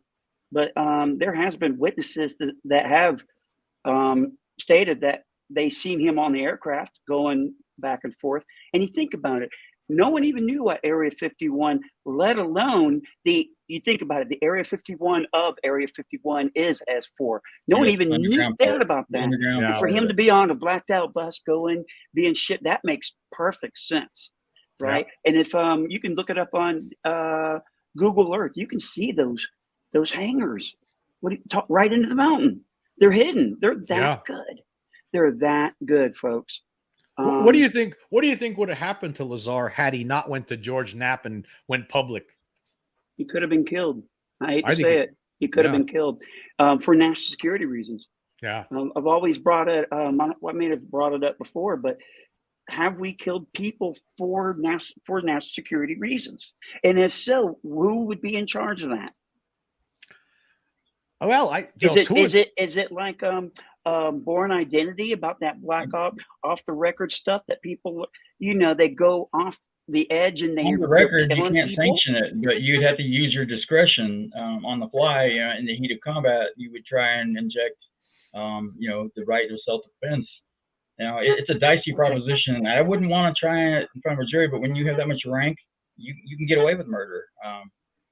Like if somebody, for instance, had plans of something, let's say a nuclear, they have the nuclear plans, right? They know how to build it from this paperwork. They get on a private jet and they're going across the Atlantic. Will someone please authorize them to shoot them down and kill them? Because that is, you know what I'm saying? There is a contingencies for that. Yeah, there's got to be something. Easy. That would be a black and white thing. But to kill somebody see, technically they haven't admitted that UFOs and non-human intelligence exist.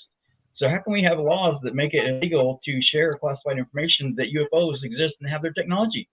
If it doesn't exist, as soon as it does happen, there's a lot of questions that are going to pop up that people are not even thinking of now. Okay, if this is real, then write in the question, folks. Just keep writing questions, because that's what's going to happen. People's imagination is going to go wild on this. Well, I mean, there's some deaths that have happened over the years. For instance, there's two of them that I could think of off the top of my head that have always been apparently suspicious. Of course, the first one was the first Secretary of Defense, James Forrestal, in 1949. You know, he went from one year, 1948, being the Secretary of Defense, to jumping out of the 16th floor of a window with a something tied around his neck, a suicide attempt. Whether he was suicided, yeah. Was he suicided? And then there was James McDonald. What happened to him? This great UFO research.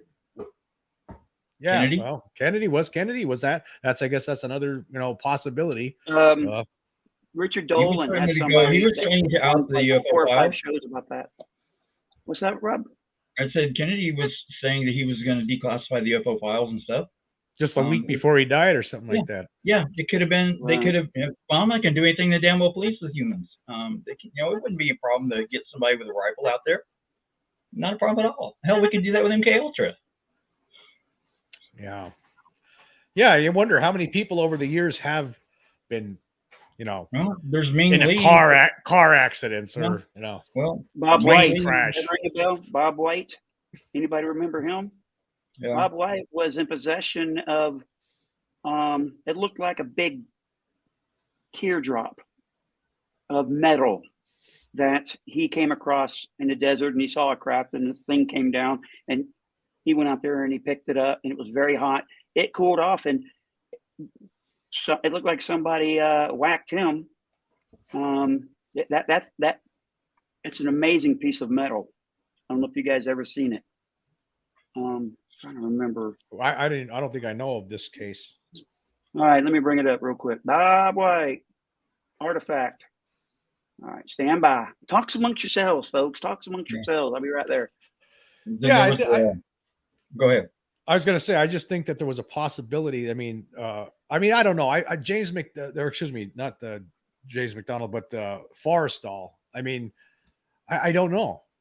I just don't. I mean, it seems there's some suspicious things about it. I guess I go back and forth on this one. Sometimes I think, maybe because I've known someone who committed suicide, and it could happen to anybody. I mean, depression happens. It could happen to people you wouldn't expect it to happen to, and then things happen, and they ended up. But there are some clear cases that there were no indication that person would go off. None. Not to their close family members. No history. No receipts. Nothing. Completely sanitized. That doesn't happen. And I'm going to say this generically because I want to be careful, but with a certain Vegas incident, completely no precedence for that to have happened at all. There was nothing there. The witnesses disappeared. The evidence disappeared. A lot of the witnesses died of suspicious causes. Yeah, you're right. Yeah, there's a lot of stuff that surrounds that makes it looks very suspicious. There's the fact that they put him on the 16th floor when he's supposedly suicidal. Said he wouldn't do that. His own brother said that he wouldn't do it. There was no precedence. And I even know I can tell the difference from a AK-47 to M16 round, 5.56 to 39. Even in buildings and stuff, the AK's got a low tone, the AR's got a high, and this was an AK, but they said he had ARs and things. And there was also an FBI charger in the room before they even touched the room, of the first photographs that was plugged into the wall. That's only issued how did that get there? You know? All right. There's Bob White, folks. Bob White he passed away, but this is what he had. You could tell the tail of this thing has been chopped off because all the different laboratories that I they saw went this. to. Okay. So Yep. Okay. Now I'm refreshed. I saw that object. I've just seen that before. Yes. that's So he got killed. story. That Yeah. guy- Well, that's what people are here. The guy who's now in possession of this thing, he believes that he was. I don't know the evidence or anything. I just go by hearsay of what the witnesses or people who are close to him, what they believe. But,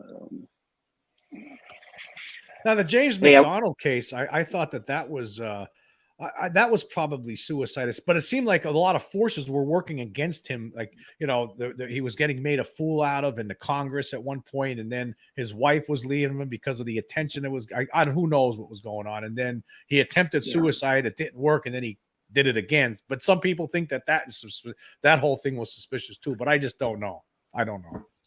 Yeah. I just think 2023 is going to be the best year yet. That's my prediction. It's going, with all this stuff coming out, and I hope we get to the bottom of the Eric Davis Wilson notes. I wish somebody would go ahead and make that into a screenplay and put that up on the silver screen. I'd buy a ticket for that in a heartbeat. Of course, there was somebody. One of the debunkers was trying to state that what they thought that those notes was somebody writing ideas for a screenplay, which was absolutely absurd. That was John Greenwald. Oh God, he's still trying. Is that what he said? He's the one who said that. I know somebody said it. Wow. And Mick West tried to say that the aerial school landing was a black guy with welding goggles on and a cutting torch. Oh, that's a new one. Or that it was a puppet show. Well, that's a puppet show. Like doing out on the savannah, while they've got lions, nipping at their back. But well, I think the puppet that puppet show is actually that theory that he presented. It wasn't his proposal, but somebody else's. To me, that's actually worse than the swamp gas. Yeah, that's surpassed it now. That's the worst debunker explanation ever. Yeah, that's neurotic. That's neurotic debunking. That's dogma. Yeah. You're grasping, and I did a little deep dive on him.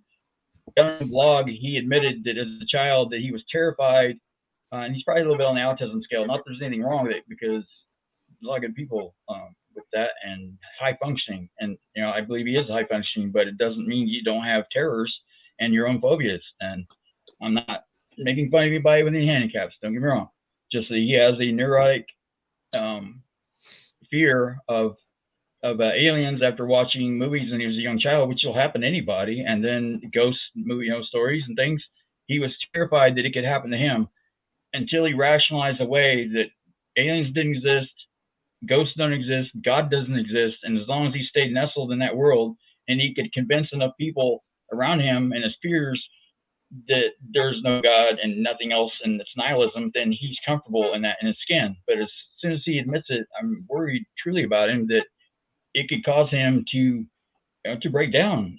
It would shatter the barrier that he built to cope is by denying it exists.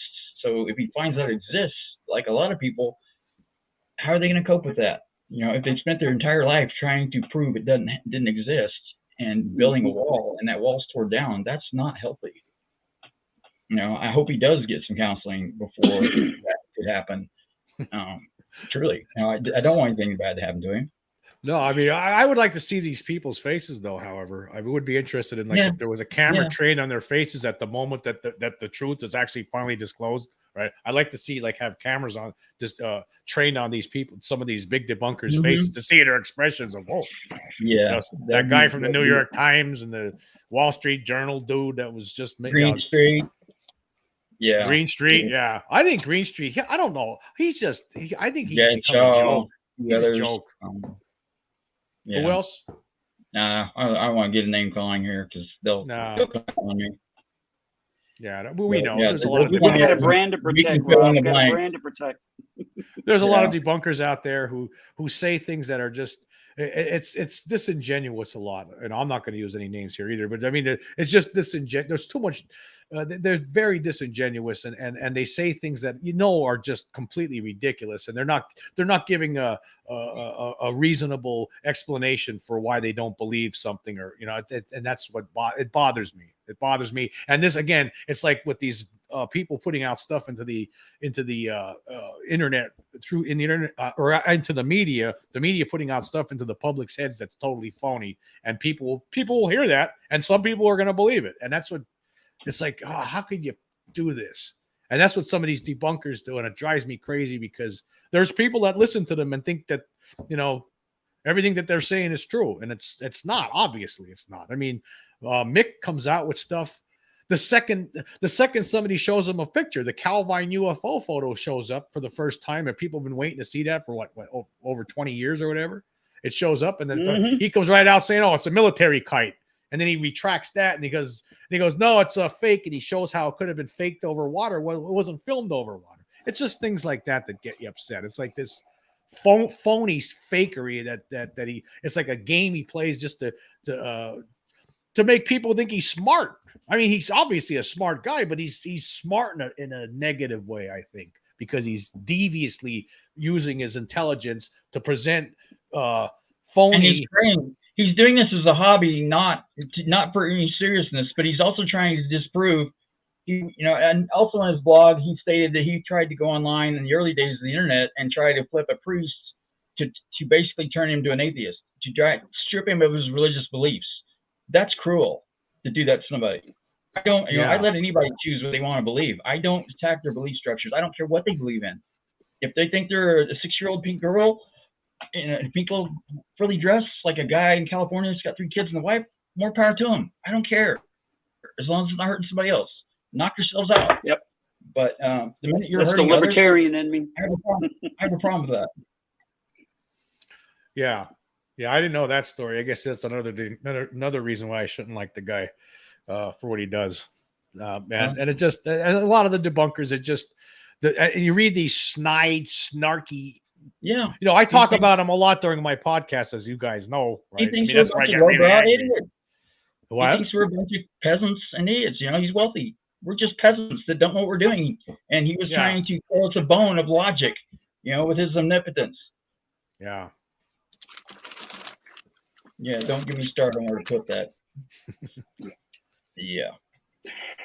Hey, so everybody knows I love photography, and I've been wanting to show everybody this photo, but I couldn't because I actually made the photo and put it on metal, and I sent it to some of my friends. In fact, I sent one to Rob here, and I actually have one too. So here it is, folks.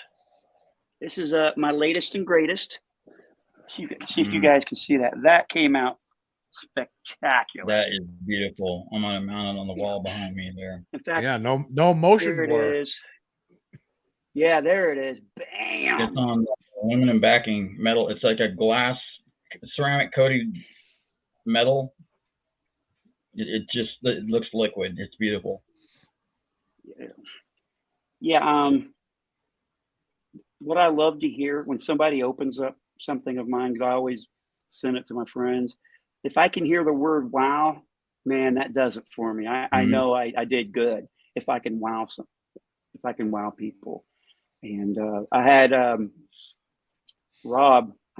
Anna take a video of Rob opening it because that's what I get out of it. I get the enjoyment of that, like, wow, that's the reason I do that. So yeah, there you go. So yep, there's the photo. There's my photo, folks. Bam.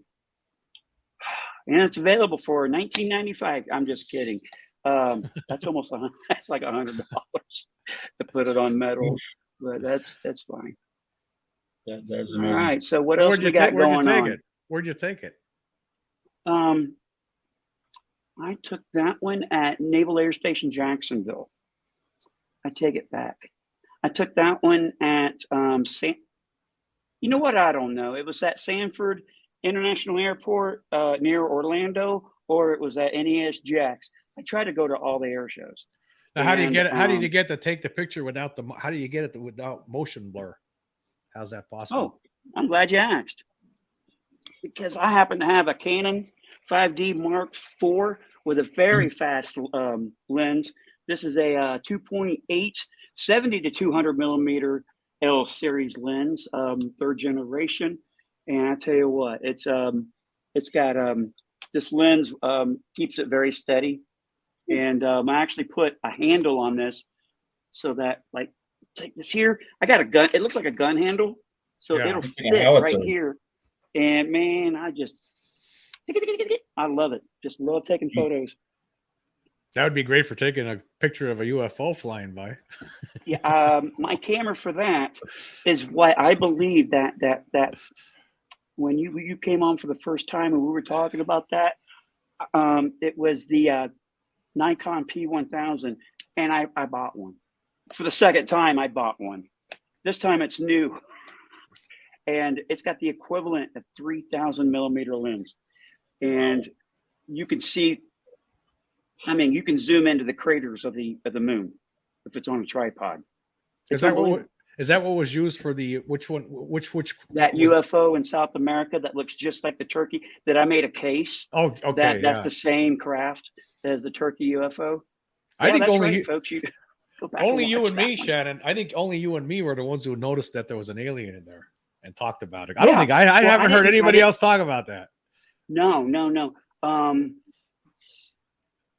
I got most people told me I was crazy that I was seeing things. If you look at that's the what thing is that it matches up to the see. I see aliens in the first one. In fact, there's one right there called Leroy Jenkins.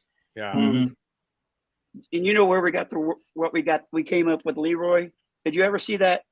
You got to watch the video that Rob and I did. It was in the early back in the early days, Rob. It was it was basically UAPs and trains, and we had a CSX train. In fact, they're stationed right here. They're based. Their command centers right here in Jacksonville, Florida, and there was a train that hit a UFO, and we were laughing our asses off.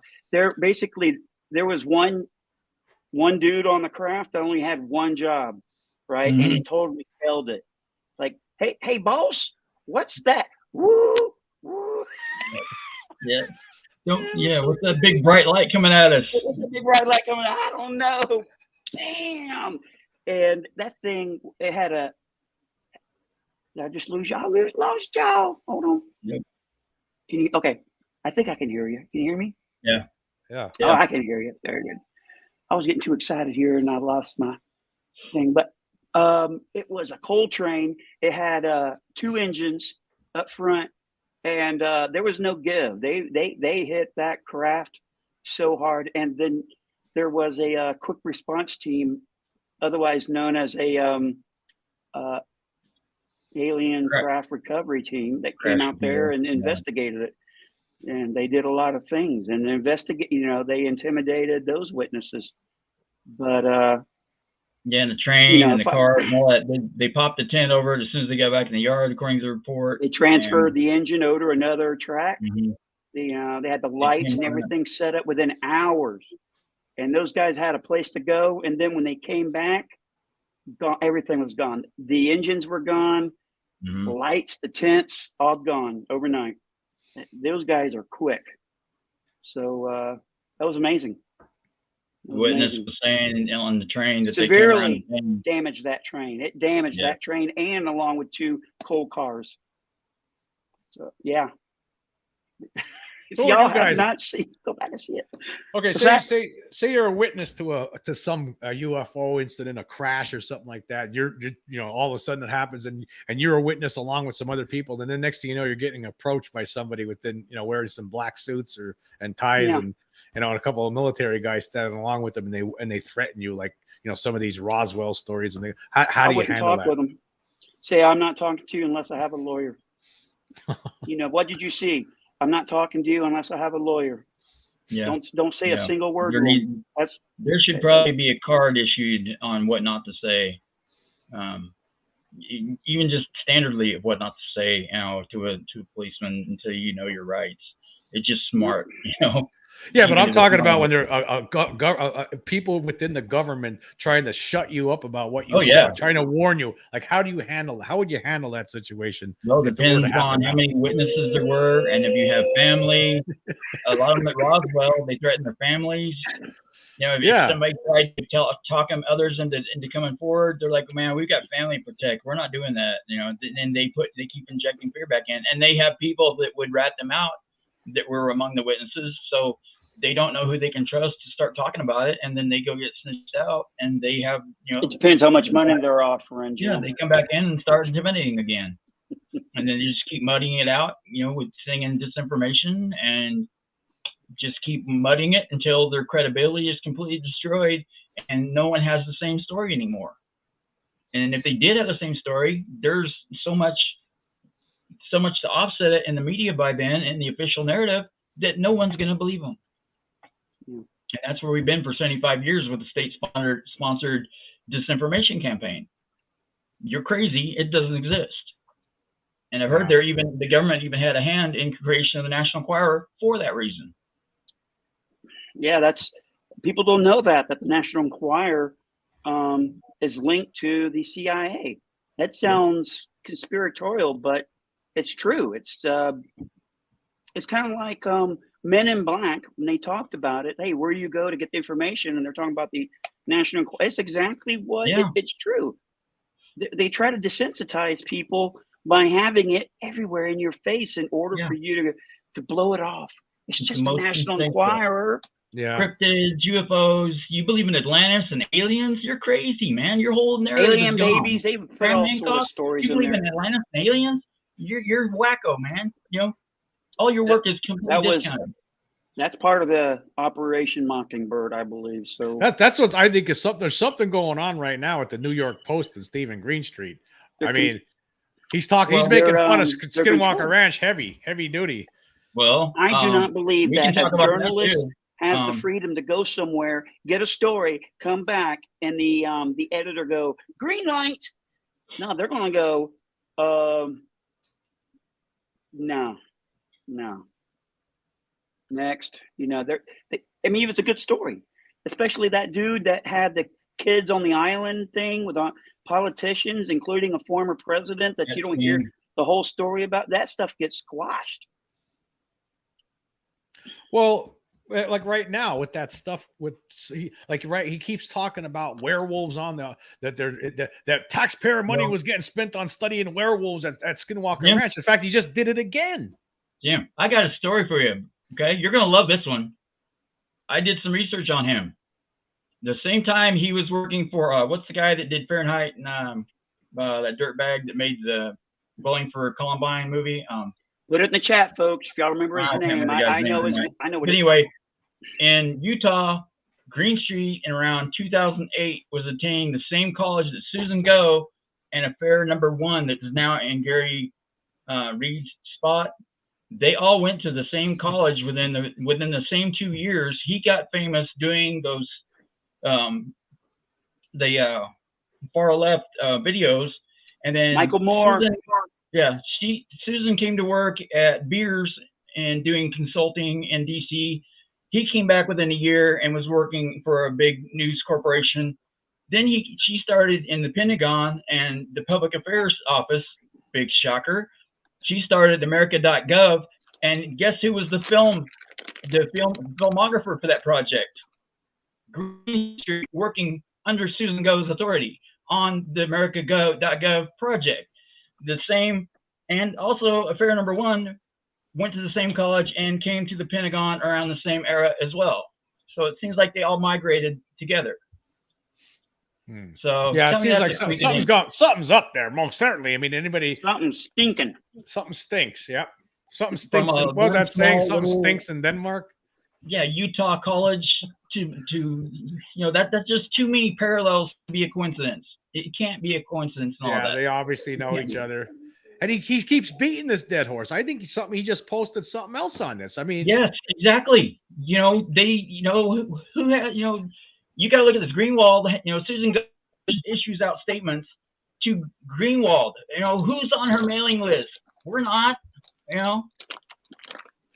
He wants people. So- He basically what he's trying to do, get people all worked up that they spend $1 million at Skinwalker Ranch in searching for werewolves. He wants everyone to get their pitchforks and torches out, and I don't know.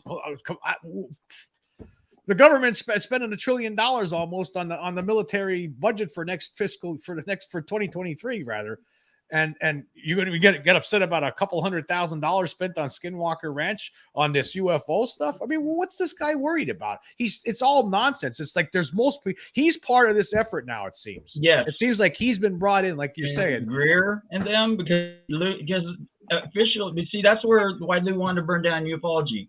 Because there's too much disinformation in it, and you have people monopolizing it, like Greer and Third Base, that have been monopolizing it for over a decade, and then you have starting to bring truth into it, and it goes against their narratives. Then literally, like a certain person said that he's bad for business, he has to go.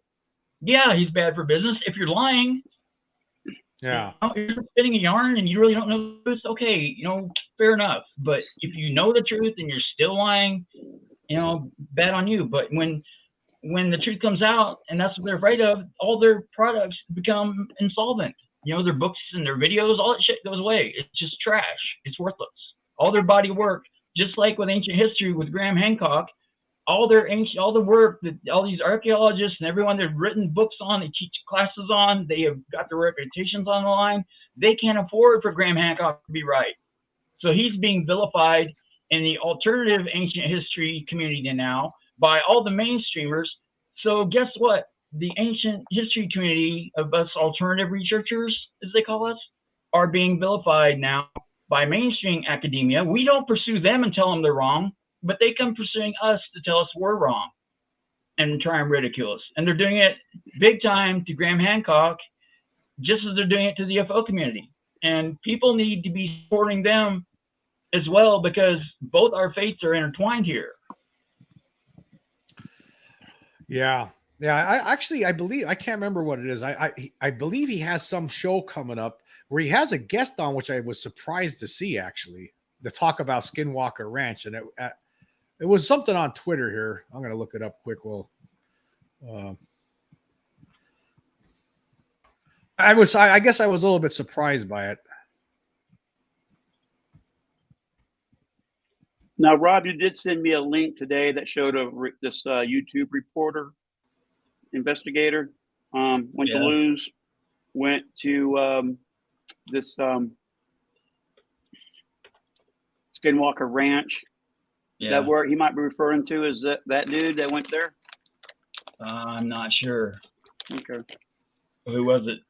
I can't remember now. I don't know. I'm not even subscribed to his channel like I should be, because he went to Lue's. You think I would have been? Excuse me. You're talking about Jesse Michaels? Yeah. Oh, he was an advocate for Skinwalker. He wasn't.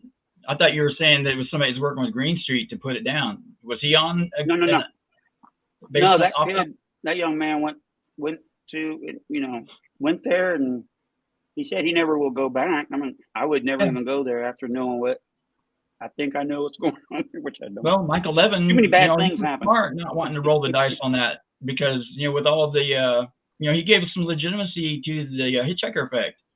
And when you're a top world physicist, you kind of rely on your brain to stay intact. So Jesse, he's a little more cavalier, a little more adventurous, let's say. He can afford to take some risks. Eric needs to stay in a safe place. And I don't blame him. He spent too much time on his career and his brand, and he can't risk that. That's smart on his part, actually. I don't blame him at all. I would have done the same thing if I were in his shoes. If I had the chance to go, I'd go, because I've really got nothing to lose in that capacity. So, Rob and I we have not had any events like seeing something in our bedrooms or seeing something in the sky, but we're not experiencers, right? So, I would love to see something in the sky, but the personal visitation like you had, Jim, I don't welcome that at all. No. Not at all, man. I can see the urgency. These people like you that have sincerely seen something and you just want honest answers of what we know.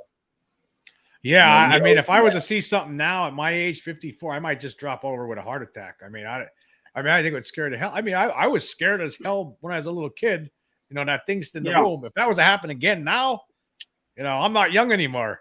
Mhm. You might take the sheets off and go, "What's up, man? What's up? Can I get your email address? Maybe we could talk about this some other time as well. We can have us correspondence." You know? Yeah.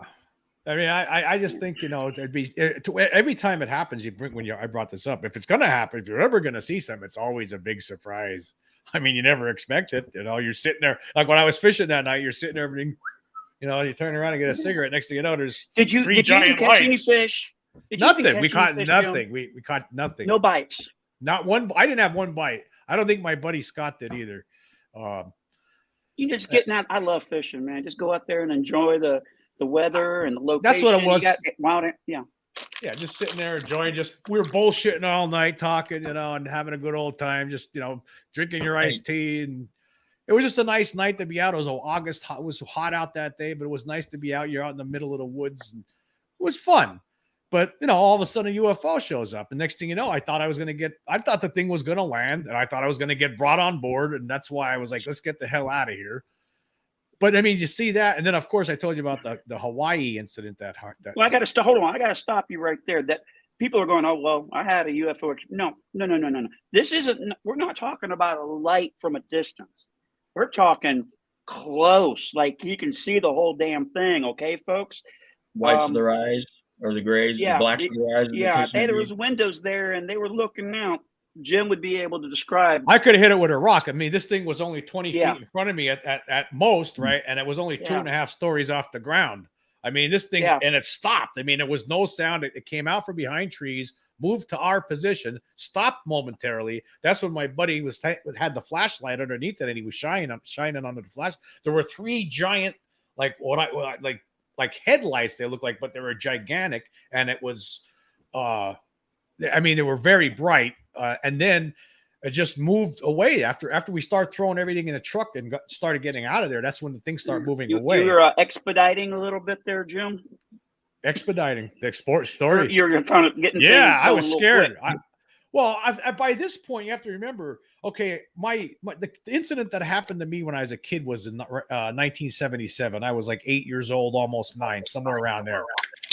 So what happened there? And then years went by and I didn't know what it was. I always thought it was a devil or something. I didn't know. And then, of course, as I figured out when I saw a show about alien abduction, like in the late 80s, or, you know, that's when I realized what that was then. And then I started watching documentaries about UFOs. So by 1994, when I had that UFO incident, I already knew about things like the Allagash 4 or Travis Walton and all these other things. Like I already had these stories, knew about alien abduction and all that kind of stuff, and lost time. So that was the first thing when I saw that thing and it got close to us, I was thinking, oh my God, this is going to land right here in front of us, and we're going to get dragged into this ship. That's what I thought was going to happen. And I said to my buddy, I said, let's get out of here. And then we start throwing the stuff in the back of his pickup truck. And then we drove out of there. It was a private, just so people know that are listening that might not have heard this before. It was where we were at was this, it's a private community near Hazleton, Pennsylvania called Beach Mountain Lakes. And he got permission to go fishing in this private, it's a gated community. You had to go, there's a security guard there. And it's like a lake with a house near this lake. And we got permission to go fishing there because his mom, a friend of his mom's or something, you know? So he called me up that day earlier in the day. So you want to go fishing and we went he didn't want to fish at the lake. He wanted to fish at this pond off the lake. So we get there and we're fishing for hours. And then around 10 o'clock at night, that's when this object just showed up. And this thing was as big as a house and there was no sound. You know, and like I said, I thought it was going to land and I was scared. And because I remember even when I first noticed it and it came out from behind these trees into a clearing and then started moving toward our position, I said to my buddy, I said, Scott, what the hell is that? And I'll never forget the way he answered. He said, the way he said it was, I don't know. Like the no was like elevated and the thing, because by this point the thing's moving right toward us, and it was big, and I thought it was gonna. And then there was like, in front of us was this field where it was hovering over. It was like a field with high grass, like, and on the perimeter was the forest from where it came from. And I thought that was where it was going to land. But then we're driving out of there, and as we're driving out of there, things moving away over the trees, and we're going down this dirt road, and we had to stop because there was like 20 deer running across the road, running away from the direction where that thing just flew. So apparently it spooked them. And then we got out of there, and then we heard it was like this crazy ride to get out of there. We drove into Hazleton, and we went to some, I think it might have been a Dunkin' Donuts. I don't remember. It was a donut shop we went to, and we were both sitting there. We were both in shock. We weren't even talking. And then I finally said, he said, that was a UFO. And the first thing he said was, I'm not telling anybody. I'm not saying anything. So that's how that all went down. So and there's no way that this thing could have been man-made. I mean, there's just absolutely no chance. I mean, there was no sound. How could something this big move around like this and cover that close to trees in the middle of darkness? Like, that was unbelievable. If it were a helicopter on the water, you would have had so much water sprayed up on you guys, spraying water. Oh my God. You'd have been blown out of the area. Yeah, if it would have been a helicopter, I mean, it would and it would have been everything would have been flying all over you. Yeah. Now, we weren't in the boat or anything. We were fishing on the shore. Like, he was on one end of the shore. Even on the shore with the helicopter hovering that close, you guys have been tidal waved. If I didn't turn around to get to get a cigarette out of the tackle box, I wouldn't even have known this thing was coming. I mean, and then I wonder, like, I think what if I didn't turn around and that thing, I mean, would I even known it was coming? I mean, what would have happened? I mean, I mean, it would have snuck up on us without it. You know, maybe the lights would have given it away eventually as it got closer to us. But it was so weird looking too. That's another thing. The whole, you know, the one thing that I didn't see, my buddy noticed that he remembers. In fact, I was just talking to him again about this recently. Was that when the thing was moving over the treetops, he said what he saw, it looked like the treetops were bending down from some unseen force. And I didn't notice that. But he was something that would actually makes some sense. For me, anyway. Yeah. There was some power pushing down. It's a dilation of the space-time matrix around the craft. Yeah. But he didn't want to mention anything about it at that moment because he was afraid of the stigma and what people would say. But you know, did not exist. Yeah. He talks about it now. Of course, I mean, I never, you know, I wouldn't ask him to come on my show or anything like that. I wouldn't want to do something like that to him. I mean, you know, if he ever offered, I would, you know, no problem. Yeah. But got a question about the Leroy that was visiting you in your bedroom. Did you happen to take a look at the fingertips, by the way? The fingers were. You have to remember now, there was a blanket over my head the whole time. There was a thin, I was using this thin blue blanket. It was in the summertime. And I wake up in the middle of the night and I could hear this electrical humming sound. I can't explain it. It was just like, the whole time. Yeah, and the hand, like an amp. I could, something like, but it was something like that. Right. And I could see that there was something in the room, like there was something standing right by my bed. And I could see that it had an arm. It was like a thin arm, and it came to a hand that looked like there were thick fingers that came to almost points. I could clearly see the shadow, the silhouette through the blanket of this. I could almost see it actually. It was because the blanket was very thin, and I could see it getting. And the reason I ask you this is because on what's the name of that YouTube channel? The cinema. What's it called? Eyes on Cinema. Cinema. About earlier. Eyes on Cinema. They had a story on there that I've never seen before, and having an investigator's mind, I like making connections. And I don't know if you saw the connections that I made about the fingertips. Did you see that? I don't know. Did I see this one or not? Maybe I happen to have the video right here, and folks, check this out. Refresh my memory. Okay, see, check it out. The end of on the underside at the tip of each fingers was a pad-like, maybe a little pad, but it looked like the skin had maybe a little suction, like the little suction cups on those. What appeared to be, to me, a kind of a fleshy pad on the end of the fingertips, almost like a suction pad, like on a frog type of thing. No. And it's things like that that was a good connection. I only saw, love for one connection. thing, here's what they're describing there. They're describing because Glenn, what's his name? Glenn Dennis. Is that what his name was? Yeah. From Roswell. He's describing a hand. They had, apparently the Roswell From a things nurse. had four. Yeah, but they had 4 fingers apparently. And I've heard 4 fingers before. Mhm. Whatever I saw, I only had 3 fingers, but they were thick. And then they came to almost a point. It almost looked like almost like a frog hand almost. I mean, it was really, I mean, describe, you ever see like a frog print? Like that's what it could have been like shaped like that. It was very weird. It looked like, well, it was like a thin arm and the hand only had 3 digits and they were thick. They were thick on the bottom and then came to almost points at the top. And it was just going like this the whole time. And I'm trying to ask questions. I'm like talking to this thing saying, who's there? What's going on? And then nothing's happening. Just, And so your I'm reading heart is probably going 500 beats a second, man. right. Scared So to death. You get that adrenaline going. well, yes. And I was in the attic sleeping and my brother slept on the other side of the room and we had a light. The light was on in the middle of the night. We sleep with the light on sometimes. So I didn't, the thing was like aside me here, but my brother was like over on this side. So I peeked out of the blanket in his direction and I started yelling to him. And he was facing me. He was sound asleep, but he was facing me, but I'm screaming at the top of my lungs, trying to wake him up and he's not waking up. And that humming sound was very overpowering and it was somewhat muffling my voice. And then I was really scared and I started screaming for my mom and dad at the top of my lungs, screaming and begging for him to come up.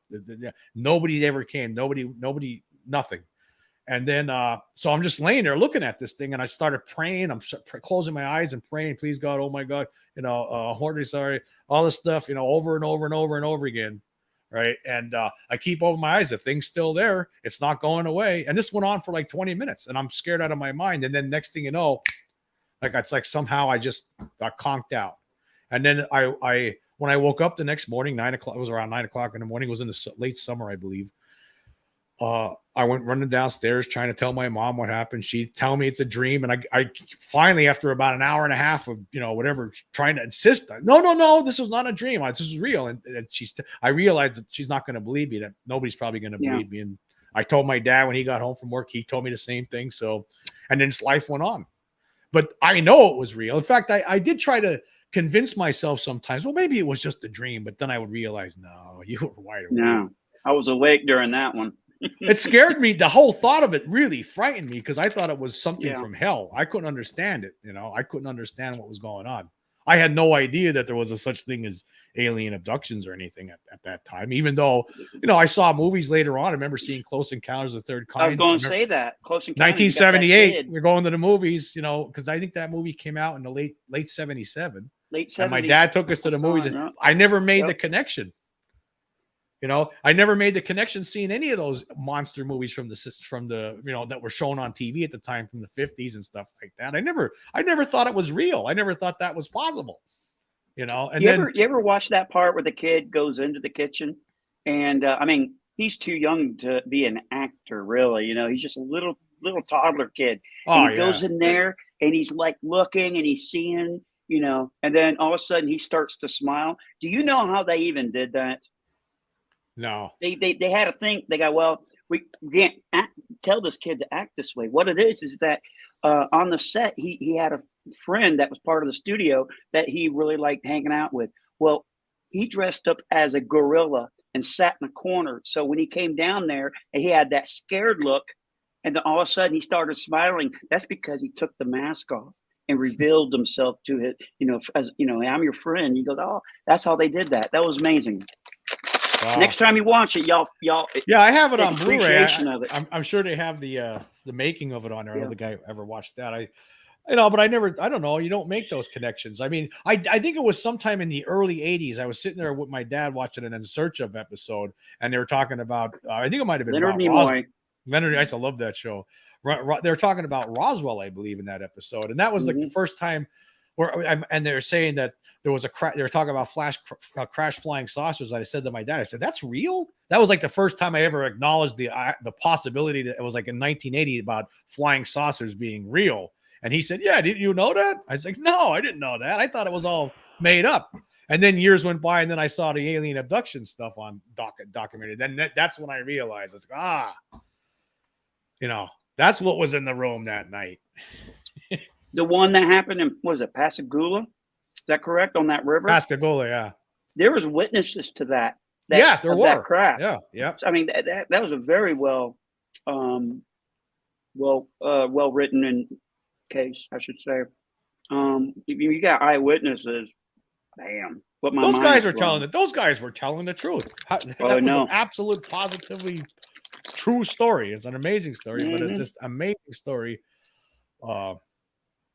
Actually, that guy, the one who still lives, it was Charles Hickson and Calvin Parker. Calvin Parker was, I think last year he did an interview with somebody. He was upset with the government about he wants them to come clean about all this stuff.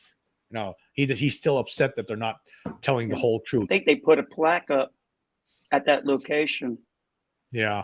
For what happened there. It is a historic point. And same thing with the Tom Reed and the Tom Reed Park.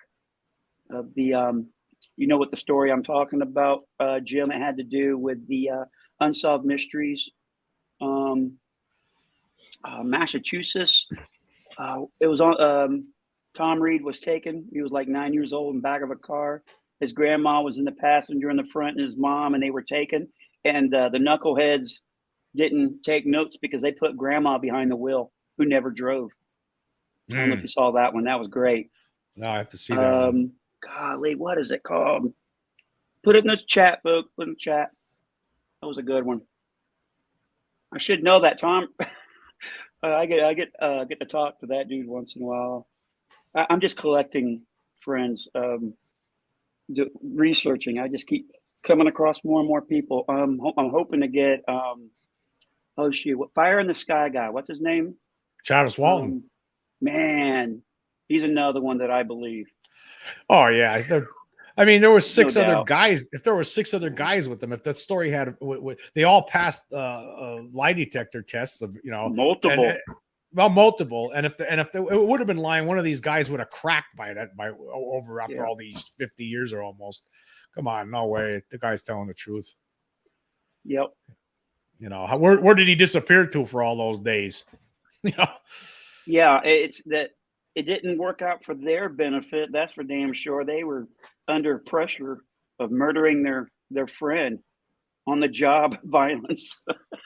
I'm sick of you with a chainsaw. Oh yeah. Now that movie did make some stuff. The movie wasn't really a true true to the story. True to the story. Which I hope they redo that. They need to let people know that what happened. But the thing, we need a studio that front the money. I mean, big money in order to get it right. Yeah. I'll tell you what's a good movie, and it was recently released on Blu-ray. The UFO incident. It was a TV movie from 1975, which some debunkers claim aired like 2 weeks or a week before Travis's incident. It was on TV. Of course, everyone knows TV back then. If something was on and you missed it, you didn't see it. But anyway, that was a really good documentary. James Earl Jones was in it. He played Barney Hill, and it was about the Betty and Barney Hill story. It was recently released on Blu-ray. It was excellent. I didn't know that existed. Oh my God! Well, I watch anything. Actually, you know what? You could watch. James I think Earl it might Jones. be. Well, you might be able to watch it right now. I think if you got a free trial on one of those Amazon channels, I believe it's available there right now. You could do that. You got to see this movie. The UFO incident was an excellent TV movie from the 1975. Excellent movie, and I think that is pretty Prime. Well, I have that too, but there's another channel I believe it was on there, and it was recently they recently restored it. The movie's like the picture looks really nice, like it was brand new and everything, and it really is a good rendition. I've read the different books on Betty and Barney Hill, and this one does really capture it. It's a great TV movie. All right, let's see if it's on here. The UFO incident movie. Yes. UFO incident, 1975. How do I watch this? It's not. You know what? You won't give it to me. So what I'll do is put it on my watch list. What? It's not I'm gonna there? come over here. It says it's not available. Watch with Really? a screen pick subscription. Let me see. There you this. go. That's what I'm saying. Yeah, you can get a free trial. Screen pick Actually, a screen pick. subscription. Yeah, that's how Let I me- think I watched it I'm gonna look up the screen first picks. time. Yeah, if you have Amazon, you could get there's all these little sub channels on Amazon Prime, of course, and they'll give you a free trial subscription for 7 days, on some of them. And Yeah. I think, but that movie's well worth it. That's worth checking out. So when it comes to James Earl Jones and his voice for legendary Darth Vader, he's no longer going to do it. I don't know if you guys knew that. However, he did sign over his voice to Lucasfilm, Disney, and they're able in future movies computer generate his voice. From what I heard, the Kenobi series, that was not James Earl Jones, which sounded like him. That was computer generated voice. It's amazing. Wow. He's 90. He's in his 90s now. Yeah. Wow. It's amazing. Yeah.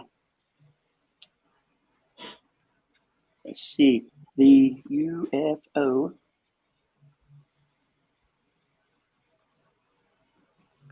Yeah, that's a good one. UFO incident. Dag nabbit, it's not on Netflix. I'm going to have to research it after the show. It's not on Amazon? That sucker. Wait, hold on a I second. have Amazon. Let me see. Okay. There it is. Okay. Available with screen What'd it picks tell on you? Video Prime. Yeah. But see, you can watch So it. Can't that's you? one of their substations. It's $1.99 a one of month their, for 2 months. Oh, I can afford that. Or Let's see. or is it, maybe it will give you a free trial. I don't know, because I already had a free trial of it. It won't give me another one. All right, I'll look at it after the show. I'll watch it tonight. You gotta see. You're gonna like it. Ah. You're gonna like it. Heck yeah. I will do a whole report on the movie. The next one. You Hey, might. Rob, You guess might what? want We're over to. 2 hours and Yeah, 17 minutes. We did yeah. pretty good today. You're done, and you I got to know. stay up all night, don't you? Yeah, but I'm gonna have to do it horizontal because I'm kind of hurting like hell right now. All right. All right, folks. I want to go ahead and quickly say that damage. for our Jim probably first didn't know. show I did. monetized, that we're able to get these super chats. I think each and every one of you who did that, and that is going to be. Let's go back up. Thank you again, Swan P, for the $50. Goes to the charity, and then Linda. God bless. It gets me every time. Thank you very much, Jan, for the $5, and NS 25 pounds. That's like $90, isn't it? Is that what it? I don't know what the That's euro, I think. That's Yeah. euros. Okay, That's about the same. I think. That's close to that's close to $100, folks, and all of it 100% goes to charity. Thank you. And let me get things ready to say good nights. Any last words for Jim? You have any last words? Oh, make sure you check out his channel, The Quirk Zone, because Yeah, I do. check out- I got to go back tonight and watch the last one. I didn't see his last one, so I got something to look forward to. Or right? well, I didn't do And- the one. I didn't even upload anything today yet. I have to. Okay, edit it and well, I'll everything. be staying. You're going to upload that because I ain't going to be able to sleep without seeing that tonight. Right. You'll be up Um, shaking in your shoes after you watch the UFO incident. It's going to keep you creeped out. Oh, man, I don't like It's just- being it's a scared. frightening- It's going to be daylight. Those old 70s TV movies are scary music and stuff. But I mean, you're going to love it. You're going to love it. Actually, where do you see it? Yeah. You're going to love it. I can't wait Any to hear last your words? report. I will. And if there's a good rant, man, I'm capturing it. Any last words, Rob? Stick a fork in me, man. That's it. He's had it. You get bored, give me a call. Thanks a lot will for you? inviting me on. It was a great time. You're Hang around always for a welcome. Yeah, hang around. Don't go nowhere. All right, Okay. folks. Good night. I'll take care, all right? Nothing but love for you. Nothing but love for you. You think they have any clue what's about to happen to them? Oh, not a chance in hell. Good night.